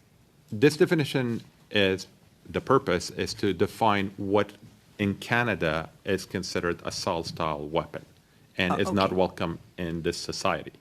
But correct. Every other gun that does not fit all these criteria will remain subject to the assessment. Either it's going to be restricted, non-restricted, or prohibited, depending on other criteria from other laws. But this one is really the specific criteria, so not all of them for sure. In terms of what's going to be prohibited. Exactly. So when something is prohibited, that means it cannot be owned. You cannot own it. It cannot enter our market or cannot be even fabricated in Canada. It cannot be manufactured but you here. can't own it. No. No, you can't own it. Okay, so you can't import it, sell it, or whatever, and you can't possess it. Exactly. Okay. So I think that clarifies it. Let me ask you, if I have some time, just to go back to the order in council from 2021, where the government prohibited about 1,500 makes and models of assault-style firearms. Now, those 1,500 models, did that include all of the assault-style weapons in the country at that time? Like, No. was that a comprehensive ban? Well, when you use assault, it's just like, I want to be careful with the wording I here. know it's used as just kind of a descriptor. It's not a legal term, I understand. There are clear criteria in the Order in Council from 2020 that were established Right. in order to identify which guns are prohibited. And any of these guns that apply, that are part of this criteria were prohibited. At the time, we were talking about 1,500, but not all the guns in Canada. Actually, there are a lot of guns in Canada, still makes and models that are still legal. Last number I saw, like not the exact number, but it was over 19,000 different models that still exist that are But they're mainly hunting, are they not? non-restricted, They're hunting. which could be used, Yeah. and some of them are restricted, yes. Right. So with these 1,500 that were prohibited, is this what the buyback is based on? Correct. Okay. Thank you. Well, thanks, Senator Dasko. We're going into what will be a brief second round. Senator Plett and Yussuff are on that list so far. If others, Senator Cardozo would like to Thank be you, added. Chair. I have two questions, and I'm going to ask the member of CBSA to be fairly succinct so that I can ask the witness from the RCMP a question as well. You talked about guns being seized at the border, and I talked about that. Can you tell me how many of all the guns you seized were actually seized from organized smugglers? I asked a question quite some time ago, an order paper question, and I got an answer that in 2019, about 10% of guns seized at the border were crime guns, and then in 2020, only 2% of all guns seized by CBSA were identified as crime guns. Would those figures be correct? I think that's a fairly low number. I'll try to be succinct. We've got all the firearms we've seized, so last year about 1,100. About 400 of those were seized at the border, and of the ones seized at the border, I don't have the data readily at hand, but I'd suggest probably 4 to 5% would be what we'd call prima 8 of 470, would that be correct? Pardon me? 8 of 470, would that be correct? I don't know if it's 8. I don't think it's 8. I think it's a higher number than that, but I don't have that data readily at hand. Okay, well, the order paper answer was 8 out of 470. If I may, but the other point being that all the guns that we seized away from the border were typically, I wouldn't say all of them, but a significant proportion of them would have been associated with crime. So there's the two data sets that we have, those at the border and those away from the border. Well, you made an assumption. For the RCMP, Brian Solvay, the president of the National Police Federation, which represents RCMP officers as well, testified before the House of Commons on this bill. And he stated, the bill will not address issues of organized crime nor gang violence, illegal weapon smuggling, systemic causes of crime or emerging threats. Firearms will continue to make their way into Canada. Would you agree with Mr. Solvay? And do you believe that this bill is a wise use of government's time and resources? What does this bill add to the effort of fighting gun crime in Canada, to the resources and tools that the police do not already have? So I believe this bill will aid in reducing violence. You disagree with Mr. Solvay? I think it all comes down to the term address. I don't think that this bill alone will solve the problem. This bill does not speak to solving the root causes of the organized crime violence, the domestic violence, etc. This is a tool for law enforcement to use and for the public when you're looking at the different types of flags that we spoke about already, red flags. This is about providing additional tools to help reduce the harm that comes from firearms that are seen so frequently in domestic violence and in the hands of organized crime and gangs in their violent acts that take place in urban areas. I read some statistics to you earlier that demonstrate how criminals do use some of these firearms in their acts. So I believe that anything that helps reduce firearms that are designed for almost the sole purpose of killing or wounding as many people as quickly as possible absolutely will help public safety and will help police combat those types of activity. So the law enforcement community, if you will, is definitely divided on this. I don't believe I would use the word divided. I think there are varying Well, opinions. you wouldn't use the word divided, and you wouldn't use the word address. Mr. Solvay used the word address, and you are disagreeing. That would, to me, mean divided. So my words were in that the meaning of the word address. The word address to me means in its entirety, okay? I'm saying that this bill will contribute to. It will not solve it in its entirety. When I would use the word address, I take it to mean it will take care of the problem. Words. We're moving on to the next question from Senator Yussuff, followed by Senator Dagenais, and then that will complete our questions for today. So, Senator Yussuff. Thank you, Chair. Thank you, I want to have a question that I think builds on the question my colleague asked earlier in regard to trafficking specifically. If you can give me the average sentence currently for trafficking in illegal firearms and the proposed changes in the legislation in regard to trafficking going forward. Obviously, there's two realities. There's increasing, I think, proposal to bring harsher sentence for those that are trafficking, and there's a current reality of what's the average sentences for those who were convicted of trafficking firearms in the country. I'll turn it to my colleague Matthew if he has it. If not, we'll get back to you. But Matthew? I do have it. I'll start with the statistics and then just answer the second part of your question. So I can happily provide this as well if you'd like it. In 2021, there were no convictions under 103. 2019, 2020, one conviction resulting in imprisonment of more than 2 years. 2018, sentencing from as low as 3 to 6 months to more than 2 years. So the sentences are what they are. I'd say a couple of things. The point about increasing the maximum penalty does a couple of things. First, it shows Parliament's view that the offences for which the maximum is increased are deserving of a more stringent criminal justice system response. The Supreme Court, in a decision called Friesen, commented on how increased maximums are a signal that sentencing ranges for those offences should increase. So the objective here with increasing the maximum penalty is to shift the sentencing range upwards. But of course, fundamentally, any sentence imposed has to be reflective of principles of proportionality, reflect the seriousness of the offense and the responsibility of the offender. On the issue of mandatory minimum penalties, it's absolutely true that a number of those have been repealed.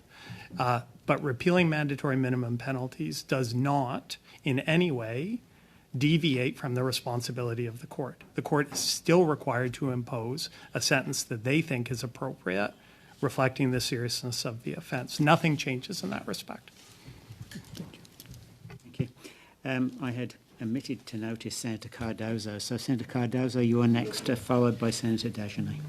Thank you so much, Mr. Chair. My question is for Acting Commissioner Flynn, and it's regard to the mass casualties and the Mass Casualties Commission in Nova Scotia.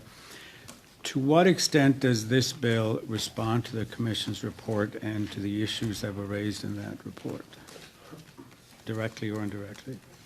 So my colleague here says that he is able to succinctly respond to that point. Thank you very much. I'm leading the coordination efforts of the Government of Canada in collaboration as well with other provinces and territories on the Mass Casualty Commission report. Very, very sad and unfortunate situation.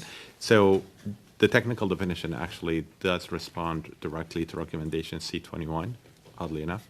It's the same number in the bill, but in the inquiry report. We are working very closely with each of the recommendations to provide advice to the government eventually. But I could tell you that what we see in this bill, especially the technical definition, is pretty much reflective of what was written in the recommendation of the Mass Casualty Commission report. Okay. And just quickly, Clause 42 talks about a report to the federal minister.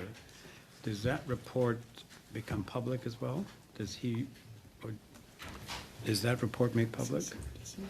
Sorry, I'm not sure from the mass casualty. No, sorry, not mass casualties. I'm coming back to the the bill here. I'm not privy to this clause. Fortunately, we could look at it and get back to you, but I don't know if my colleagues from Justice. Well, the Commissioner of Firearms is required on a yearly basis to provide a report to the federal minister. It'll be in the commission. Okay, sorry, I wasn't sure which one you were referring to. Yes, this one will be part of the report that the commissioner will be providing. So if your question is it going to be public, then they will make sure that it is public, yes. Is that in the act, or are you just giving us that verbal community?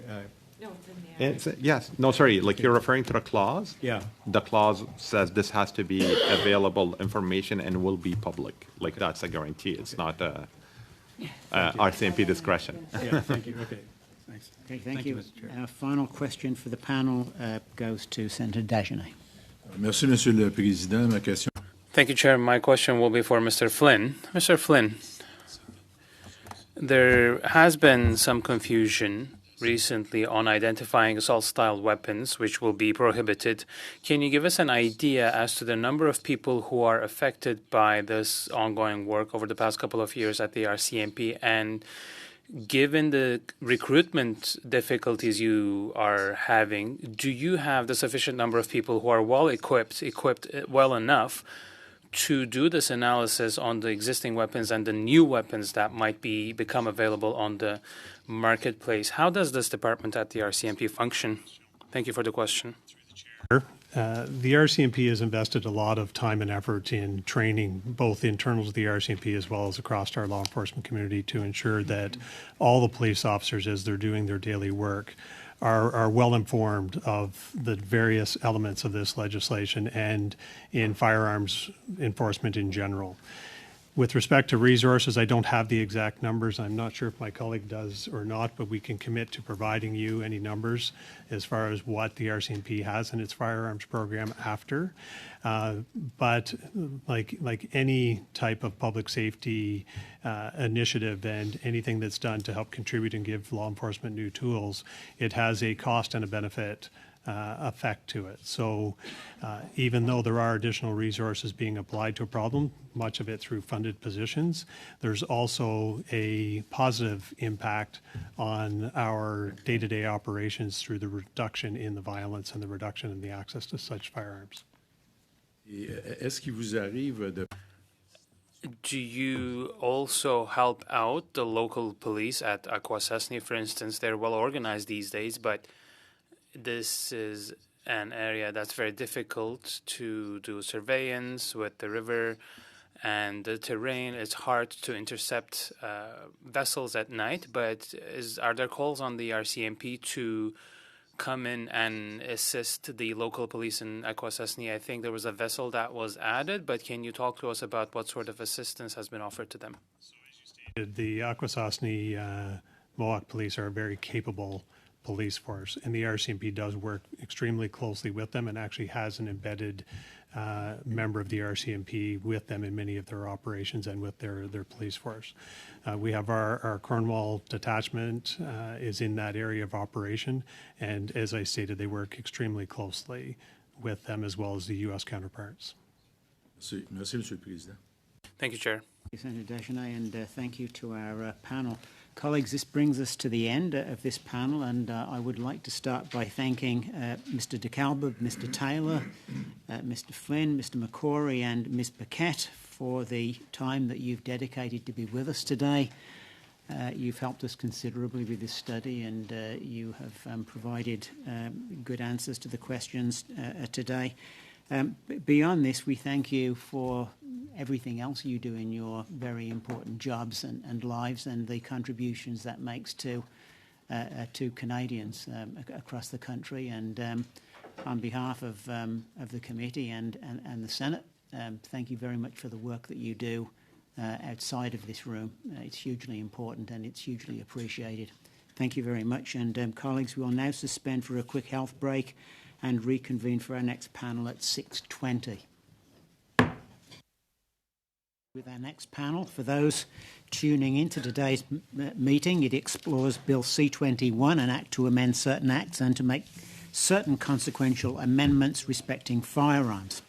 For this next hour, we have the pleasure of welcoming from Alberta's Chief Firearms Officer, Dr. Teri Bryant, Chief Firearms Officer, and from the Saskatchewan Firearms Secretariat, Robert Freberg, Commissioner and Chief Firearms Officer. Thank you, Dr. Bryant and Mr. Freberg, for joining us today. I invite you to present your opening remarks, to be followed by questions from our members, and I remind you that you each have 5 minutes for your testimony. We will begin with Dr. Bryant whenever you're ready. Thank you for inviting me to appear today.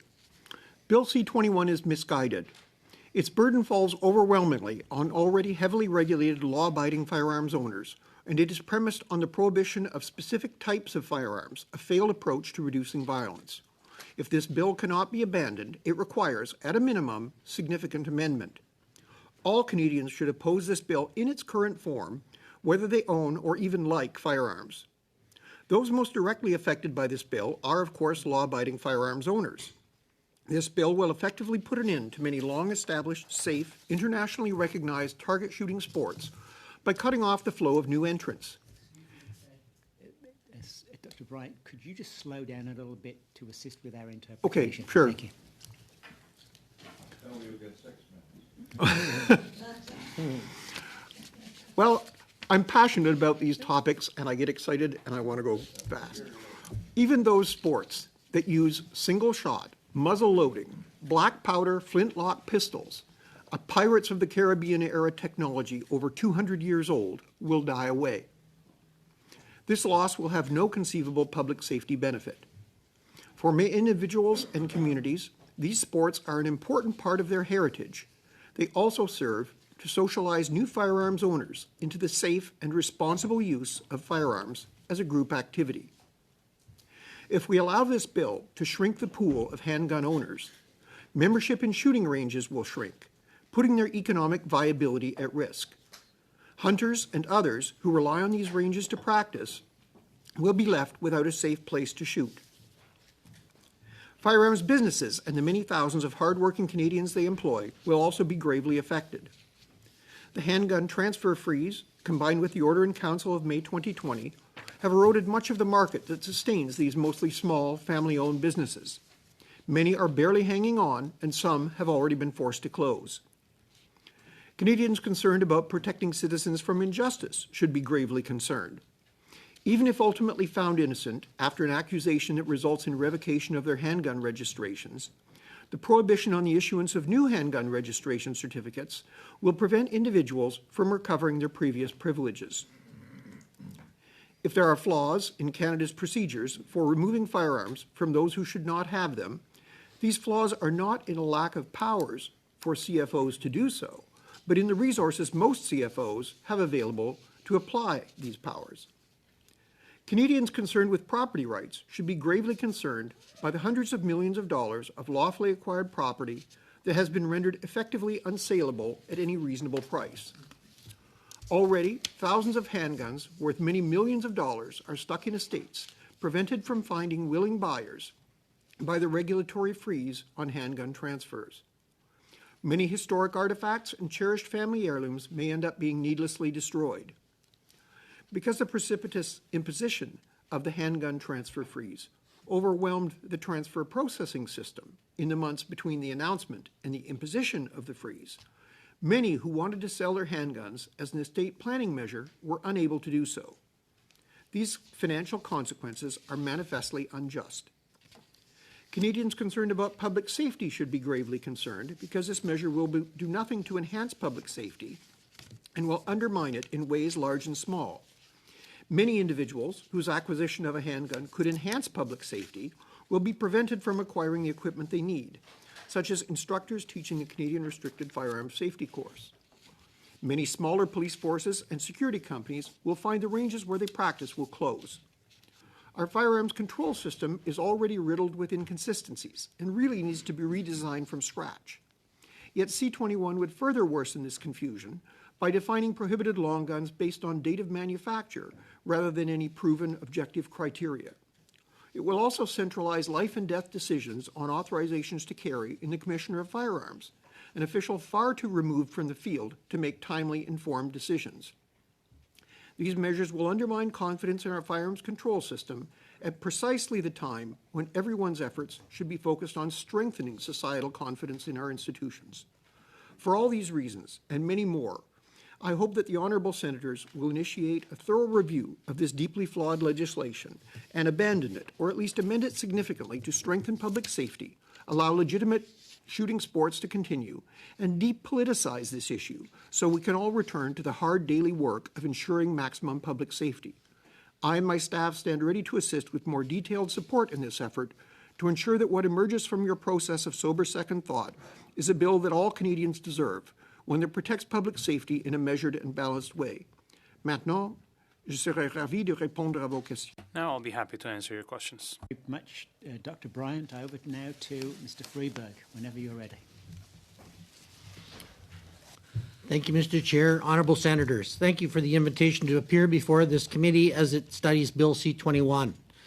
Given the complexity of firearms legislation and regulations, I've also brought with me Blaine Beavan, our senior legal team from Saskatchewan, who can provide me some guidance when we get into questions because of the complexity of the legislation.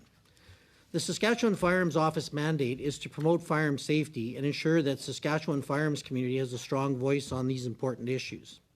The office has jurisdiction over the licensing, storing, transportation, carrying, and use of firearms in the province. The office also focuses on intensive public education and community outreach to citizens about safe firearm use, storage, and transportation.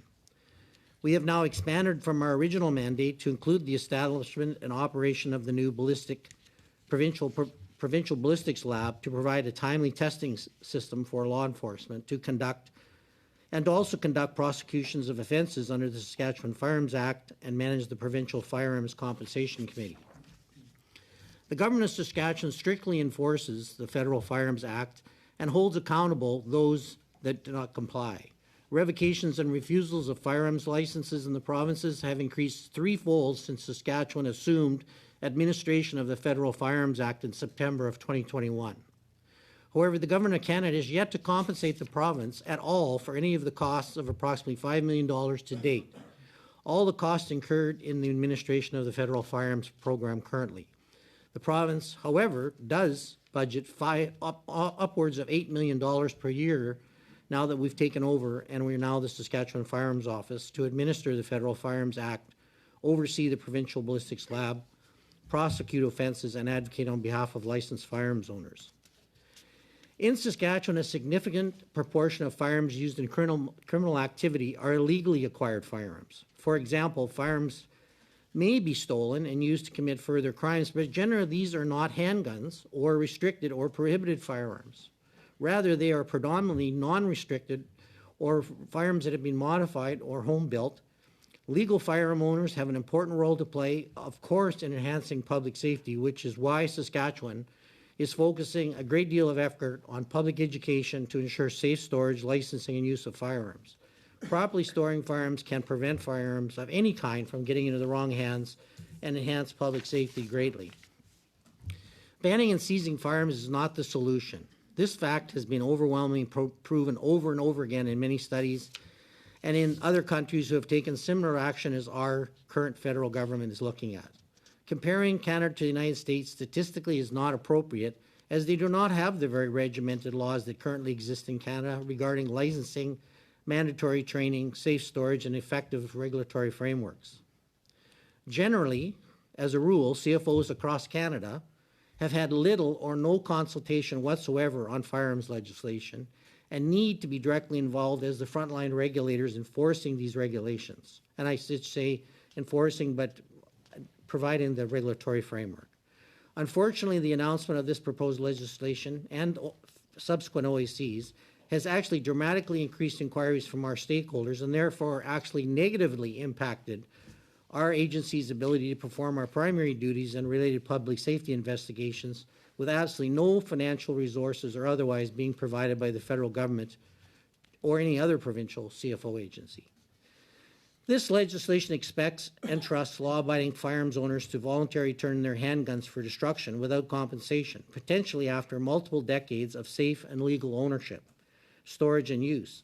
Ironically, this legislation does not trust those same owners now to engage in the commerce of purchasing and selling handguns between each other. While Bill C-21 has been studied by the House of Commons, it was made clear that there was no intention to provide compensation for the destruction of handguns. In Saskatchewan, however, the Saskatchewan Firearms Act, which has been recently passed, mandates that where the federal government seeks to expropriate handguns or any other firearms, which includes the ones in Bill C-21, then and renders them of no value, that the fair market price must be paid by the federal government prior to their destruction. Police agencies should not be in the business of seizing firearms from law-abiding firearms owners, but dealing exclusively with those individuals or criminal organizations who use firearms illegally. Police resources across Canada are so limited as it is, and such seizures should not be their priority. Bill C-21, if passed, would enact a slow ban on handguns and would codify the current prohibition that was regulated without notice in October of 2022, which prohibits the transfer of handguns between licensed individuals in most circumstances. As a result, handgun owners will have almost no other financial opportunities to recover their investment. An option currently legally available to those owners is to simply sell the component parts of the firearm, that is, the components that do not contain the registration or serial number of the firearm, which can easily be sold to another licensed individual or business. In some cases, it's been reported that the individual components being stripped are actually potentially fetching a higher price than assembled firearms. Mr. Chair, I believe that to better safeguard firearms transfers and ownership, the Chief Firearms Officers in each province should be permitted to transfer existing registration certificates for handguns between licensed owners. This would maintain the overall value of firearms and serve to reduce the potential of parting out or existing handguns for compensation that frankly could be possibly diverted into legal 3D manufactured firearms. Further, this would potentially mitigate the risk of handguns from estates being diverted to an unlicensed individual, as they are not easily traced once the owner is deceased. By the time that law enforcement or the Canadian Firearms Program or our CFO offices become aware of this occurring, it can take up to 5 years of time for that have actually passed when the person's license expires. Because we only find out then that the person's been deceased when they're come up for renewal. As the law presently stands, individuals who possess firearms through the operation of an estate do not actually need a firearms license to dispose of the firearm, but do require the authorization that they must seek out with limited options to realize the value of an estate asset. There is a risk for illegal sales of firearms. Licensed firearms owners simply are not the problem and represent a minimal risk to themselves and others. The sports they compete in are highly regulated, including the purchase, sale, transportation, use, and storage of these firearms. The shooting ranges they're using for target practice are approved by the CFO under the Canadian Firearms Program. These same facilities are shared by law enforcement daily and will certainly cease to be in existence if the recreational firearms community is no longer able to support them through membership and usage fees. This will have a very negative impact on law enforcement agencies across Canada who heavily rely on these for training. To conclude, Mr. Chair, Saskatchewan is always supportive of gun control legislation that continues to improve public safety. Any proposed legislation must balance the privileges currently provided to responsible law-abiding firearms owners with strict enforcement and accountability for those that commit violent criminal offenses involving firearms. Significant study should be undertaken on Bill C-21 to determine if it's legislation that if it's appropriate to be even passed, and to determine if the potential cost is appropriate compared to minimal deliveries on public safety. There is also the increased workload of police services in dealing with surrendered handguns with minimal resources that they already have. The Saskatchewan Firearms Office and our team is prepared to assist in any way possible with the study of Bill C-21. And I must tell you, I'm very committed to public safety, and I'm very proud of what our firearms officers do every day alongside law enforcement to make Saskatchewan a safer place. We've also partnered with many Indigenous communities to develop safety programs where we're embedding firearms officers in their communities to help increase licensing and compliance. So we're very proud of what we're doing in Saskatchewan. And thank you so much for the opportunity to share that with you today. Thank you, Mr. Freberg. We will now proceed to questions. We have an hour to move through this session, and in order to ensure that each member is able to participate fully, we're going to stay with 4 minutes for the questions and answers. It would help if you keep your questions succinct and identify the person you're addressing the question to. The first question goes to our Deputy Chair, Senator Dagenais, and also on the list currently are Senators Plett, Deacon, Ontario, Arnot, Boisvenu, and Duncan. Over to you, Senator Dagenais. Merci, Monsieur le Président. Thank you, Chair. I'd like to thank our witnesses. I have a question to Dr. Bryant. Dr. Bryant, you established the potential harms of C-21 on sports shooting, but would like to hear you on other aspects of this bill as well. Do you have statistics from your province that would show us to what proportion the crimes committed in Alberta are done with illegal weapons, illegal firearms, so firearms that have never been registered? And also, Bill C-21, would it potentially constitute an advantage or a tool to fight against organized crime? Of course, they're not using legal firearms in the first place. Or do you think it will dissuade members of organized crime? Thank you for the question. Unfortunately, I don't think we have good statistics in Canada to come up with a specific answer to your question about the proportion of firearms that come from domestic or foreign origins.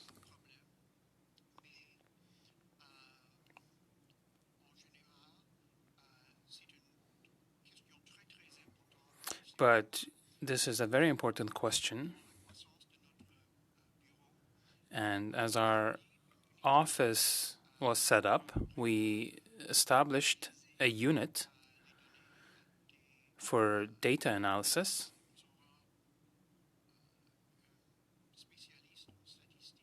And we will soon have a statistics specialist who will be able to answer such questions.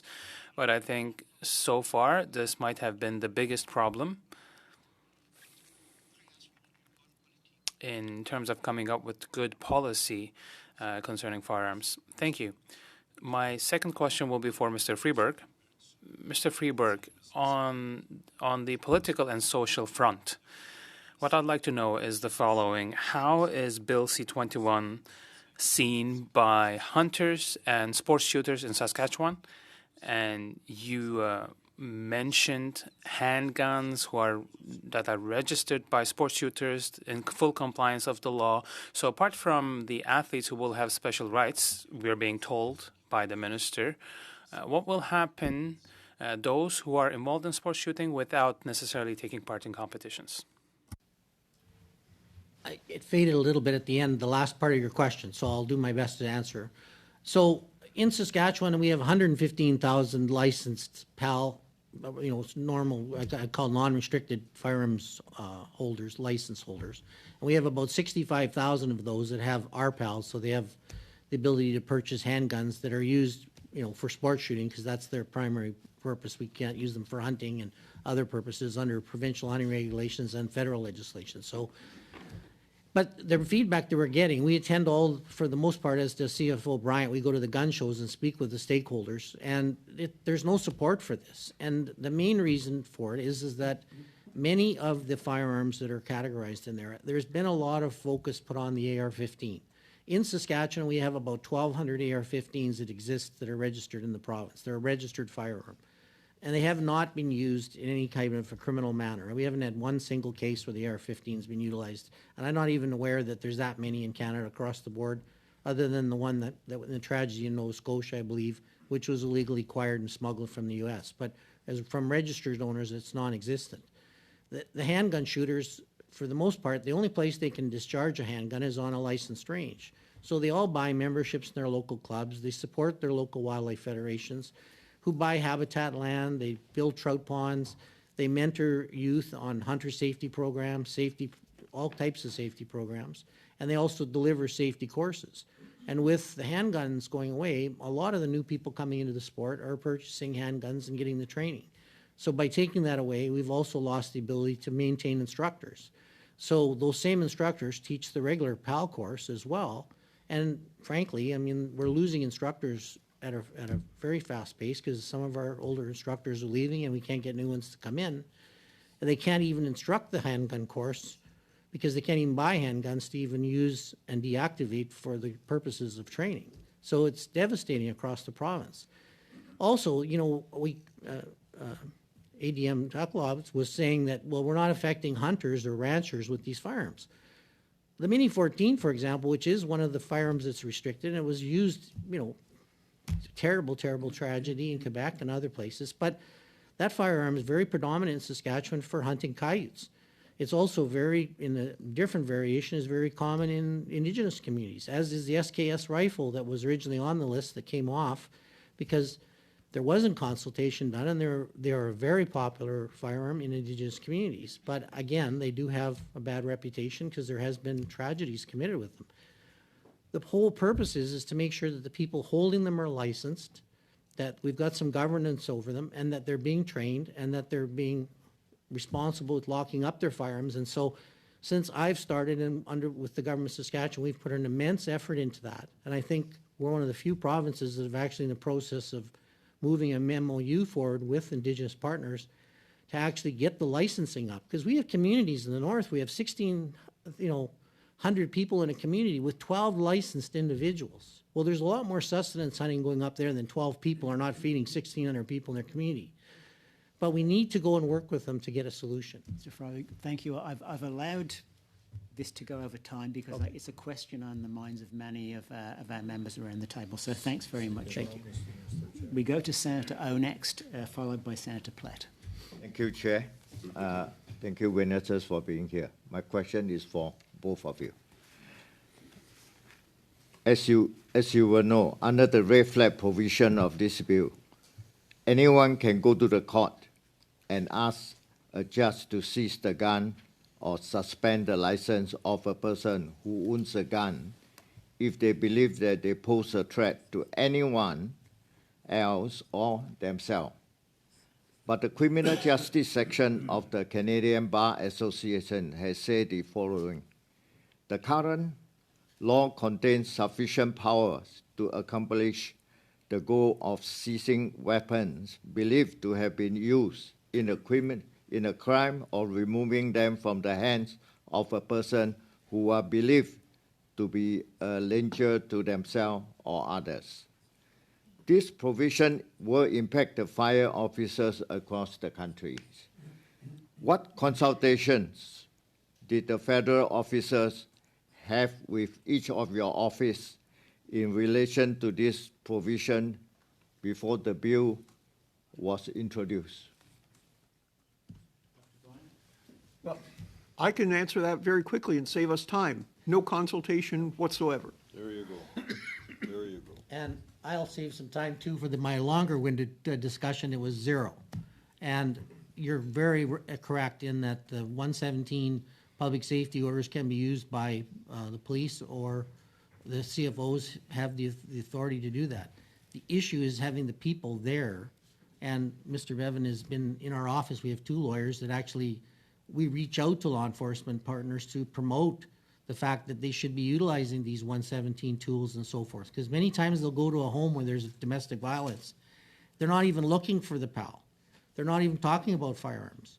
Then we see the FIP or the charge on there and find out that this person has a lot of firearms, and we're actually having the police go back in there to seize firearms or take the PAL, well, because we're now prohibiting the individual from having a firearm. So you can bring in this legislation, but as I indicated earlier, you need to have the funding in place and the mechanism in place to make sure that our frontline officers and the firearms officers have the ability to go out and take these firearms. I mean, when we took over in Saskatchewan, we had people we had files that were 800 days old that hadn't been looked at. We had files where they were sending out a letter to the gun owner saying you can't have your gun anymore. Well, he's not in compliance with the law anyway. He's probably not even checking his mailbox. And then 30 days later, you go and say, well, where's the gun? I don't know. I gave it to somebody. So we need to do more to make sure whatever laws we have in place, whether it's these new ones in C21 or the existing ones that we had before, that we're actually using the tools and that we're providing the support to the firearms offices across Canada and the law enforcement partners to get the firearms away from the people that shouldn't have the firearms so we don't see these tragedies. Thank you very much, Senator Plett. Very quickly, about 45 seconds. If this bill passed, do you believe that the gun club business will went straight down and a lot of instructors will be losing their jobs? I don't believe it. It's happening already, Senator. I mean, we're losing a club that I was president of before I took this job, had 3,000 members. They're down to 2,000 members. Their primary supporters were handgun sport shooters. And there was a family activity. It's not, there's, husbands, wives, kids, lots of people out there participating. And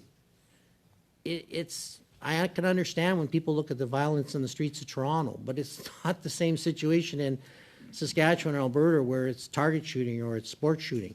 And I want to just mention that, it was, well, we're out of time. Right out of time. Okay, thank you. Senator Plett.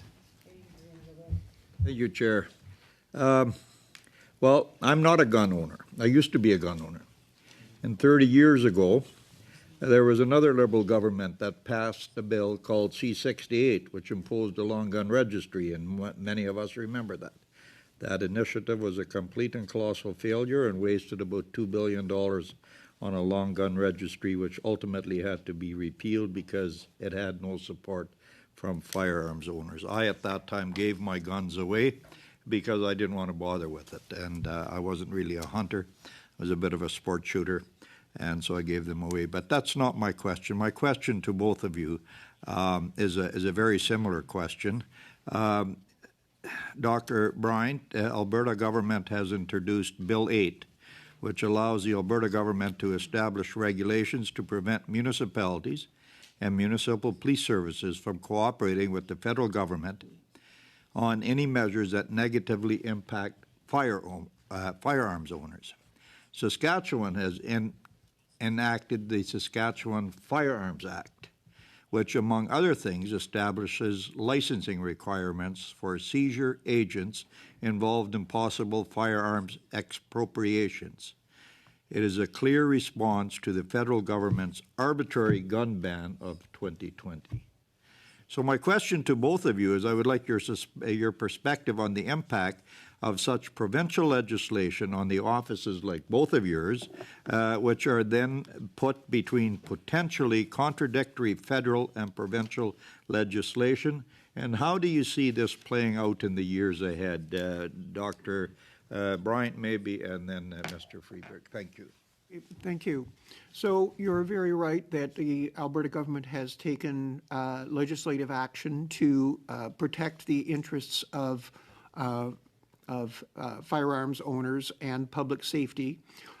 The point of this legislation is not to block the federal government in the legitimate exercise of its discretion in its areas of jurisdiction. The point of this legislation is that many of the ideas that they were putting forward could actually have negatively affected public safety. And so our legislation is intended to ensure that whatever the federal government does, and we will oppose their ideas in the court of public of public discussion. But if they actually do proceed to do something like this, then we will make sure, that their actions do not pose a risk to the Alberta society at large. So, for example, if they are going to have some kind of procedure to confiscate guns, a measure which we do not support, if they insist on doing that, then we will make sure that it is done in a fashion that doesn't expose the Alberta public to unnecessary risk. And we will also make sure that any compensation is full and adequate and prompt, so that if these unfortunate measures are pushed through, that we will protect the interests both of the society at large in Alberta and of firearms owners in particular with respect to compensation. Thank you, Dr. Bryant. Mr. Freberg. Yes, and I won't repeat a lot of what Dr. Bryant has indicated, because Saskatchewan has a similar approach. I mean, when this whole thing came out with the OAC initially, and now the handgun slow ban, there really hasn't been a strong plan put together on the actual confiscation process. I mean, we've seen from situations, well, we'll just take them down, people take them to the post office and ship them back somewhere. Well, our post officers are in rural Saskatchewan or a hardware store, and it's certainly not secure to leave a bunch of firearms there. Second side is, well, the compensation. We've looked at the initial offers of compensation, and they're woefully inadequate. And then there's also all the accessories that people bought for these firearms that have no value, so that we feel that should be taken into account.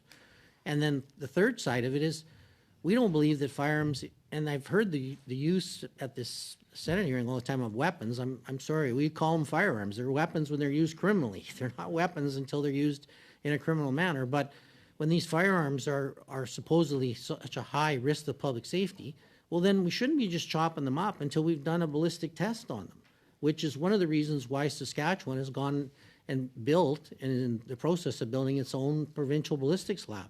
Because currently police forces take up to 18 months to get a firearm that's used in a crime even analyzed. But we feel it's important before we destroy the firearm to make sure that we take a digital signature of it in case it was used in a crime, because a criminal could turn it in, get paid money for it, and then turn around and we chop it up for him. I mean, what a great system. So we just wanted to put some control in there. So we're not there to block the federal government. We're there just to make sure that it gets done properly and that we're doing it in a manner that makes good business sense. Thank you very much. Thank you. There won't be a second round, but if there is. So, we have 7 senators on the list: Senator Deacon, Ontario, Senators Arnot, Boisvenu, Duncan, Boehm, Yussuff, and Kutcher. So we will have to be very disciplined, colleagues. Senator Deacon, Ontario. Thank you very much, and thank you to the three of you for being here today. I'd like to build on the question of my colleague about that Clause 43 that would allow you as Chief Firearm Officers, to both of you, to provide exemptions for the handgun ban if an individual trains, competes, or coaches in a handgun shooting discipline that is on the program of the International Paralympic Committee or Olympic Committee, with some other conditions included. You said that this has already basically been in effect since October of last year with the regulations brought in. How have you, in both of your worlds, honestly, how have you navigated this, and have people been applying with you from their sport? Have your offices had the capacity to handle the applications? Well, we have received, I'm not sure that one can actually say an application. In at least one case there is, because there isn't really a procedure established for this yet. So we have a number of people that we have tried to push through their applications, and we have not been successful in accomplishing it even once. I'm unaware of anyone anywhere who has. And these are the cases that meet the very demanding and narrow criteria in the bill, because when you talk about disciplines that are on the program of the International Olympic or Paralympic Committee, this is a tiny portion of even handgun shooting. This is maybe 1% of handgun shooting. And it appears not even that is actually being allowed. And what I think the solution really needs to be, and I'm quite sure that we would find the resources to do this because our provincial government is supportive of the firearms community, would be to give CFOs greater discretion to designate which kind of organizations could issue those kind of letters. Ideally, we wouldn't need that, but if we are going to move to a more regimented procedure, I don't think it should be one that gives the false image that no one is being affected because they've allowed for this, when even if it were allowed, it's only maybe 1% of the handgun target shooting, and in practice, so far at least, not even that. And what's your denial? What's coming to you? What is the letter, correspondence? What's the denial? We don't even get that far. Like we put these things in and say, well, we need to do this, and there's no response. And we've had exactly the same. I won't repeat it all, but we've sent in the same exemption requests to the registrar to allow people to have firearms specifically for Olympic target shooting.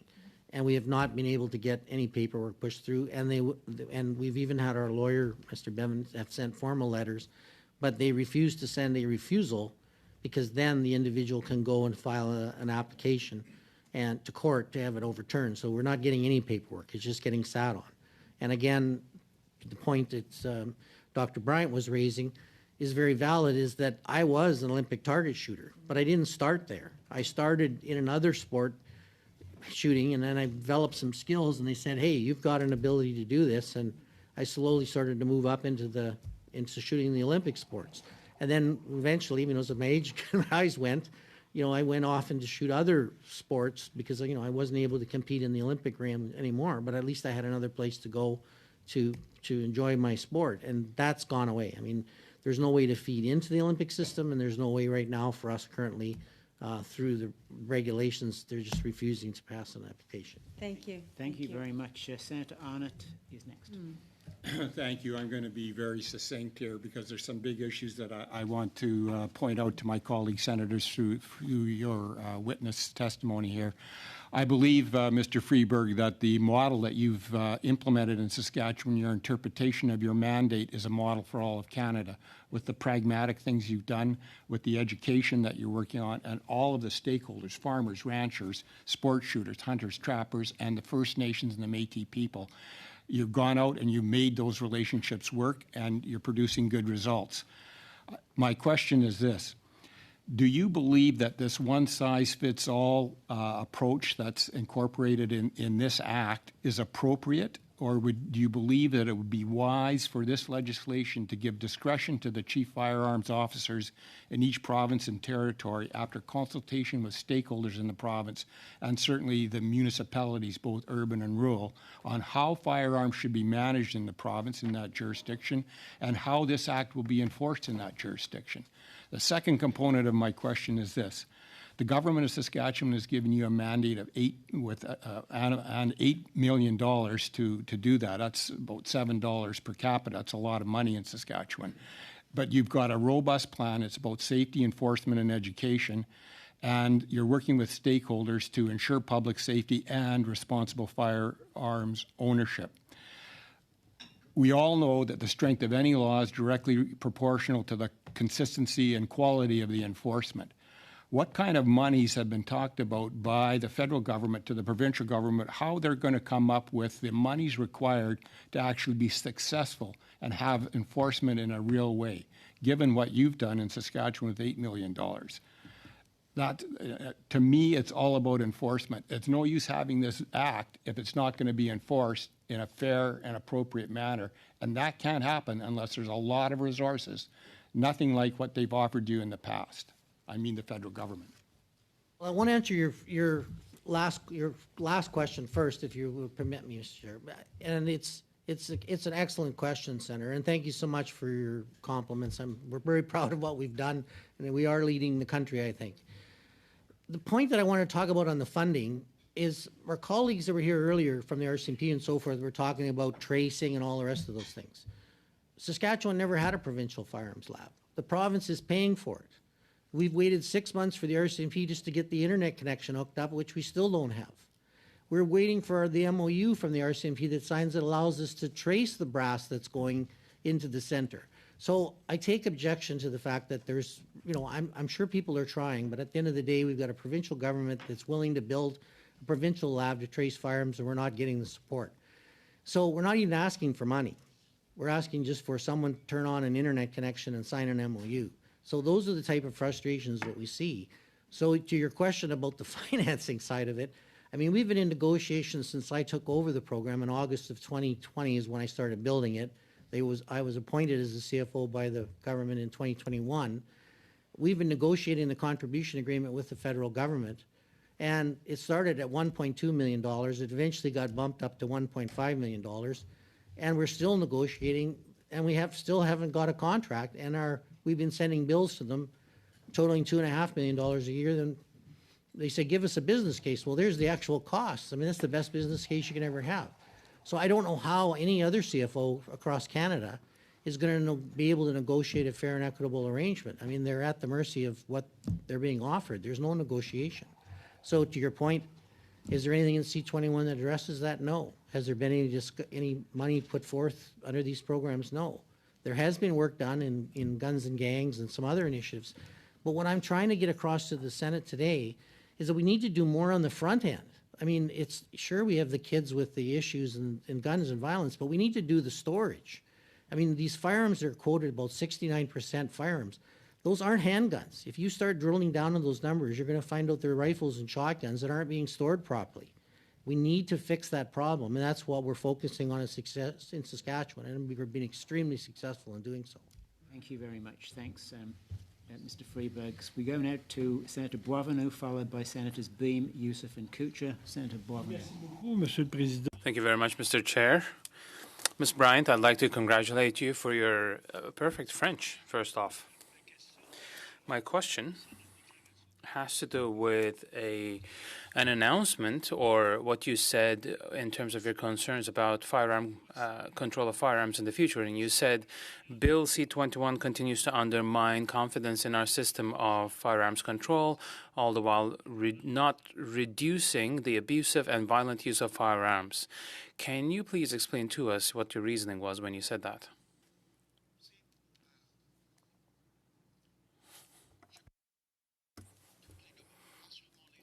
I think in all matters, not just firearms, you have to have the public's confidence, and especially those who are impacted by an act or by a regulation. When this confidence is undermined or threatened,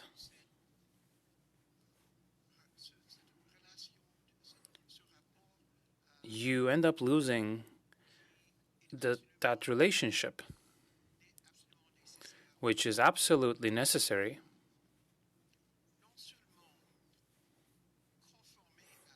not only to abide by the law, but also to go beyond what's in the Act. For instance, when it comes to storing guns,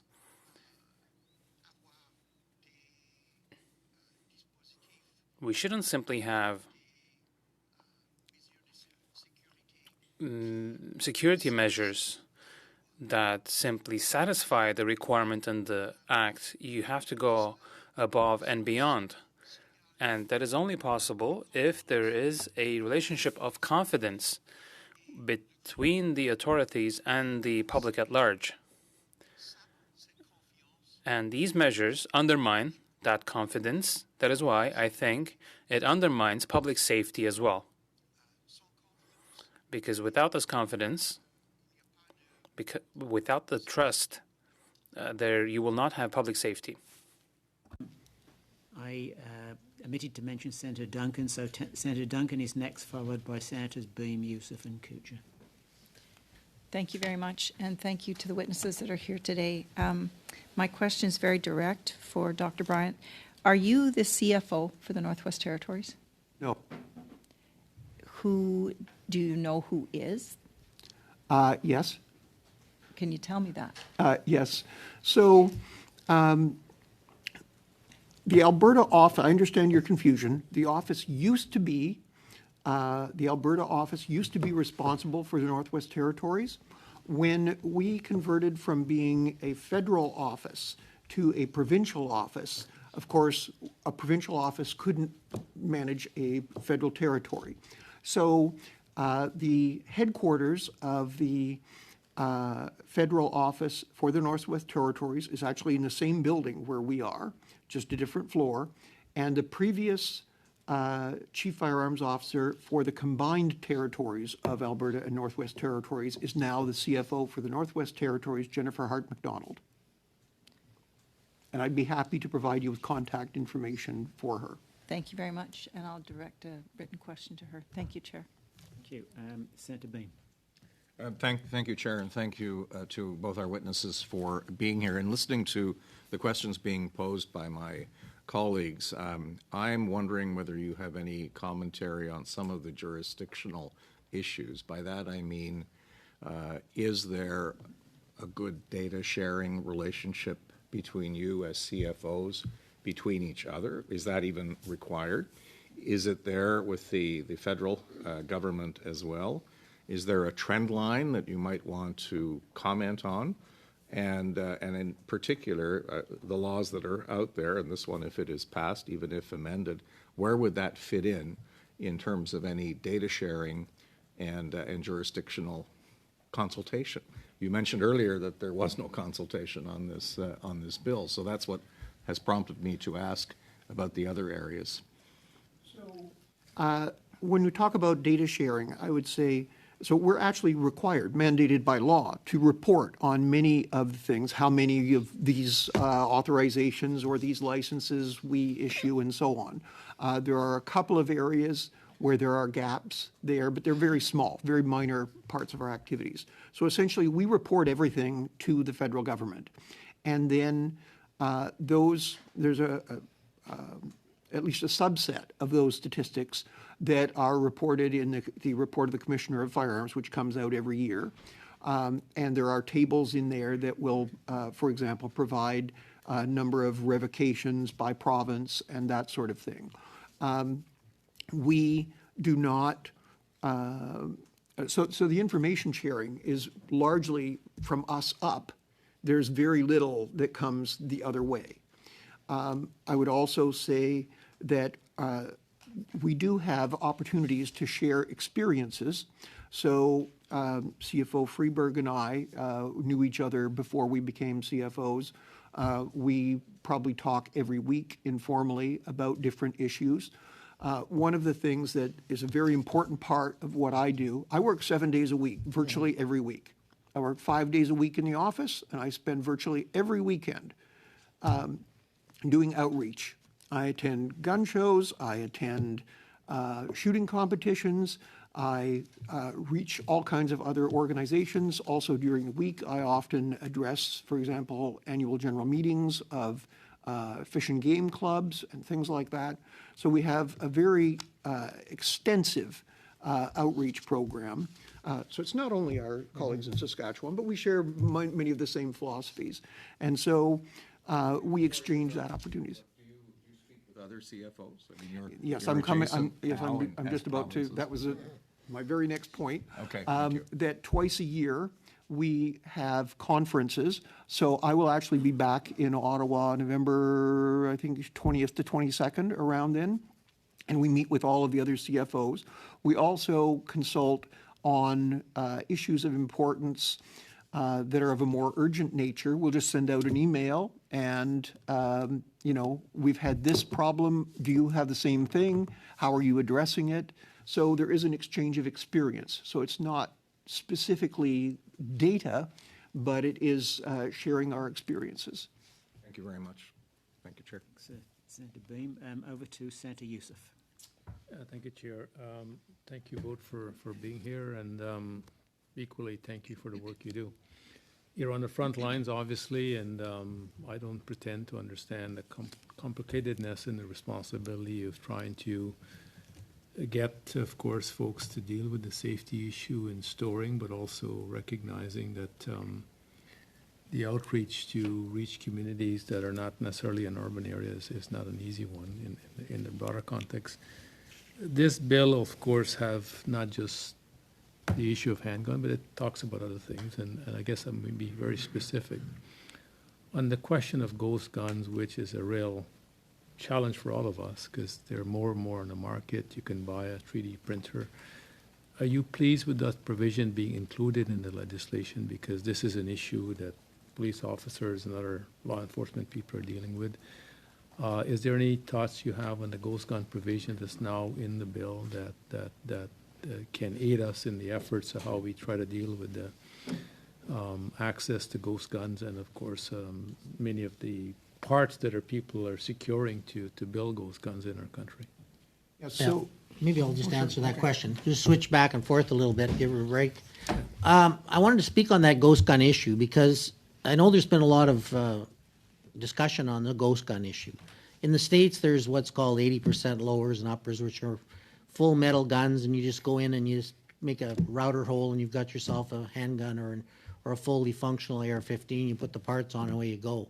The 3D printed guns require a lot more parts and pieces to make them operate. And they're certainly they can be built, but the people that are building them are being charged right now. I mean, we've got a couple of people in Saskatchewan as a result of our colleagues in Quebec that started a Canada-wide project and end up catching people in several provinces that were manufacturing these firearms. But that was one of the things I brought up, Senator, in my opening remarks. A lot of those prosecutions were a result of our good friends at Canada Border Services. They're able to track these parts coming in and starting to see a profile of individuals who are building a gun or other techniques that they use. My concern on the handgun freeze is that right now, people have the gun as whole, they can sell it, there's value in it, they can shoot it, they can enjoy it. But if they can't, they can certainly just strip the parts off of that gun, and there is in the legislation saying that it has to be sold to another licensed individual. But there's no serial numbers on any of those parts. So now you've actually created more parts that can eventually build more 3D guns, because you need the metal barrel, you need the metal slide, you need the trigger mechanisms and so forth in order to make that 3D plastic gun work. And so, I think could there be more done on the 3D printed legislation, maybe some tweaking in there to make it a little tighter? But right now, there's prosecutions, there's people in jail right now in Saskatchewan that can't even get bail who have built 3D guns. So, and again, they weren't building them to distribute. I don't believe there was more, they claim they did it out of curiosity. They wanted to build a gun. That'll be up for the courts to decide. It was still illegal, and they're in jail without bail. So I think there is certainly a legal framework right now to deal with 3D printed guns without bringing C-21 to the fold. But my point is there are provisions in the bill that actually strengthens the hands of law enforcement, people like yourself and others who are dealing with this. So that was my question. Yes. And to that point, I agree with that. So let me ask you another question, because I've heard this in different testimony. Oh, sorry. We've run out of time. I'm afraid we have to move on. Senator Kutcher is next, and our final question will come from Senator Dasko, who I've added to the list, and then we'll draw a line under it. So, Senator Kutcher. I have a fascinating question to ask, but I'm going to cede my time to Senator Yussuff because he was on a roll. I just want to add, because I've heard this testimony by and I read your testimony, Dr. Bryant, in the other place, that you've talked about family heirlooms, and I'm struggling, and please excuse my ignorance because I don't necessarily know what a family heirloom are or is. And is there a way you can characterize very quickly, succinctly, that help me understand what you would describe? I know not everything is a family heirloom, but there's obviously some thinking in your capacity about what this might be. So, I can give you a personal example. So, my great-grandfather was a handgun owner. My grandfather was a handgun owner. I have a picture of him which I use in my displays quite frequently, of him on an indoor range in the 1950s. My father was a handgun owner, and I am a handgun owner.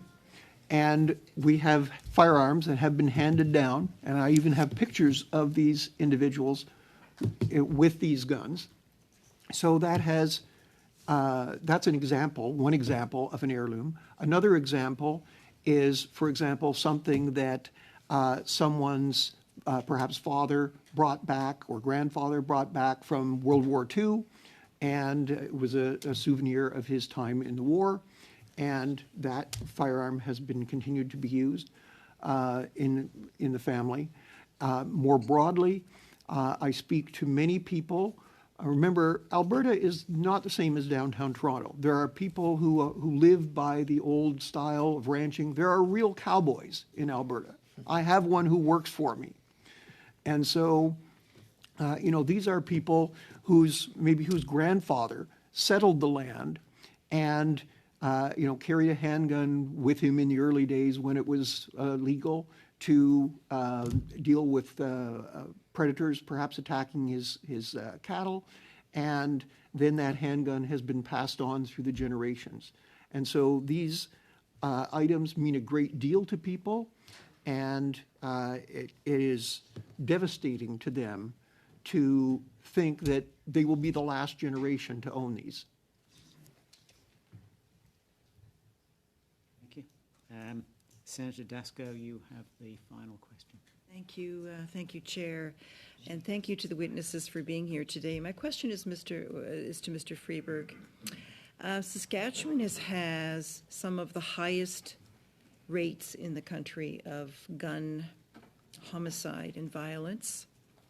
Both in 2020 and 21, the highest rate of gun homicides was in Saskatchewan, and in 22, Saskatchewan was the second province with the highest rate. And gun-related crimes are extremely high in Regina.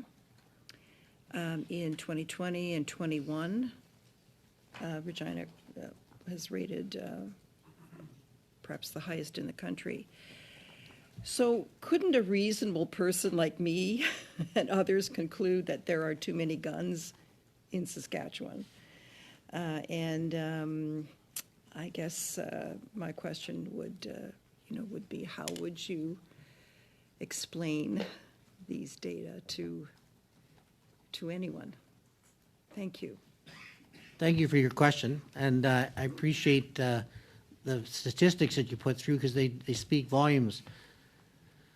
When we look at the firearms in Saskatchewan that are being used in these terrible tragedies that you're seeing, and we go to the police agencies and so forth, and actually right now we're actually going to be starting to inventory those firearms from those police agencies to use in our provincial lab. So we're actually going to be using them for our lab needs these firearms in order to operate. What we're seeing is it's long guns that are being modified. It's long guns, single shots, bolt action rifles, shotguns and so forth that are being modified, cut down.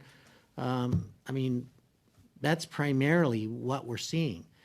And we also recognize, and as was mentioned earlier, some of these earlier model firearms they were from the 50s, didn't even have a serial number on them, which is why we're really focusing our efforts on making sure that our firearms community is locking up their firearms safely, that they're licensed, and that they're following the rules.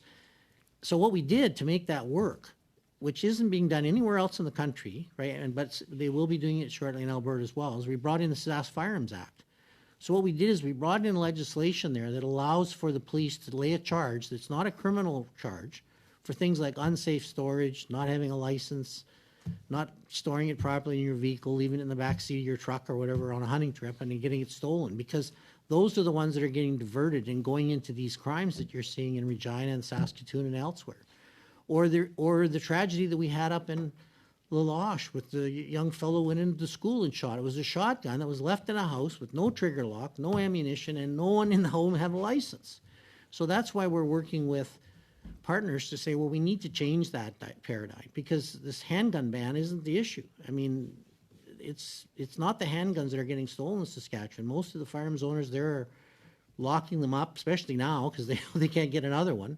So there are even more alarm systems, all the rest of the things that go around there. So we want to focus on the education side and then use our firearms legislation to make it easier for police to lay a charge. When they lay that charge, Mr. Boehm behind me now and our other team is going to be taking that charge over. We're going to be prosecuting it. But we're not going to be prosecuting trying to put somebody in jail. We're going to prosecute it with alternative measures, education, send them back to school. Maybe they get an inspection. They have to have a safe put in their house. And if the next time they mess up, they're going to lose their guns completely. But the police are willing to lay those type of charges because it's not going to take them years. They can simply just lay the ticket and we'll deal with it in some fashion. And if the person doesn't want to comply, then we're going to refuse their license and they're going to get a $5,000 fine. But it's much better to try to do that through some education process, which is why we have this legislation that we've brought in recently. So we're hoping that that will help with that issue because it is a big concern to me. So through greater safety of the gun owners, you think you can solve the problem? If you can stop people from being able to steal those firearms, because they're certainly not going into a store with a PAL or an RPAL and buying them. I mean, they're either getting them through, some other illicit manner, but in Saskatchewan and other areas, it's predominantly the long guns that are being modified we're seeing coming out on the street in those tragedies that you're seeing. Chair, I think it's important to clarify, those are the correct statistics. Who is behind those crimes? It's the gangs. And unlicensed gun owners. So what I'm trying to get at is that it's really a significant gang activity in Saskatchewan, drugs, et cetera. Gang-related, that's what we've always been saying. It's not the legal guys, it's Correct. the gang-related. Correct. The I bill want that doesn't on do the anything. record. All right, Bill does colleagues. nothing to combat that. Okay, colleagues, this brings us to the end of the panel. I want to thank Dr. Bryant and Dr. Bryant and Mr. Freberg for your help, for your advice, and for the work that you do every day. And in your case, it is every day. We've learned today. You've helped us considerably, and I also want to thank our committee members around the table for bringing the best of every witness who's been before us today. It's been a very important day of learning for us.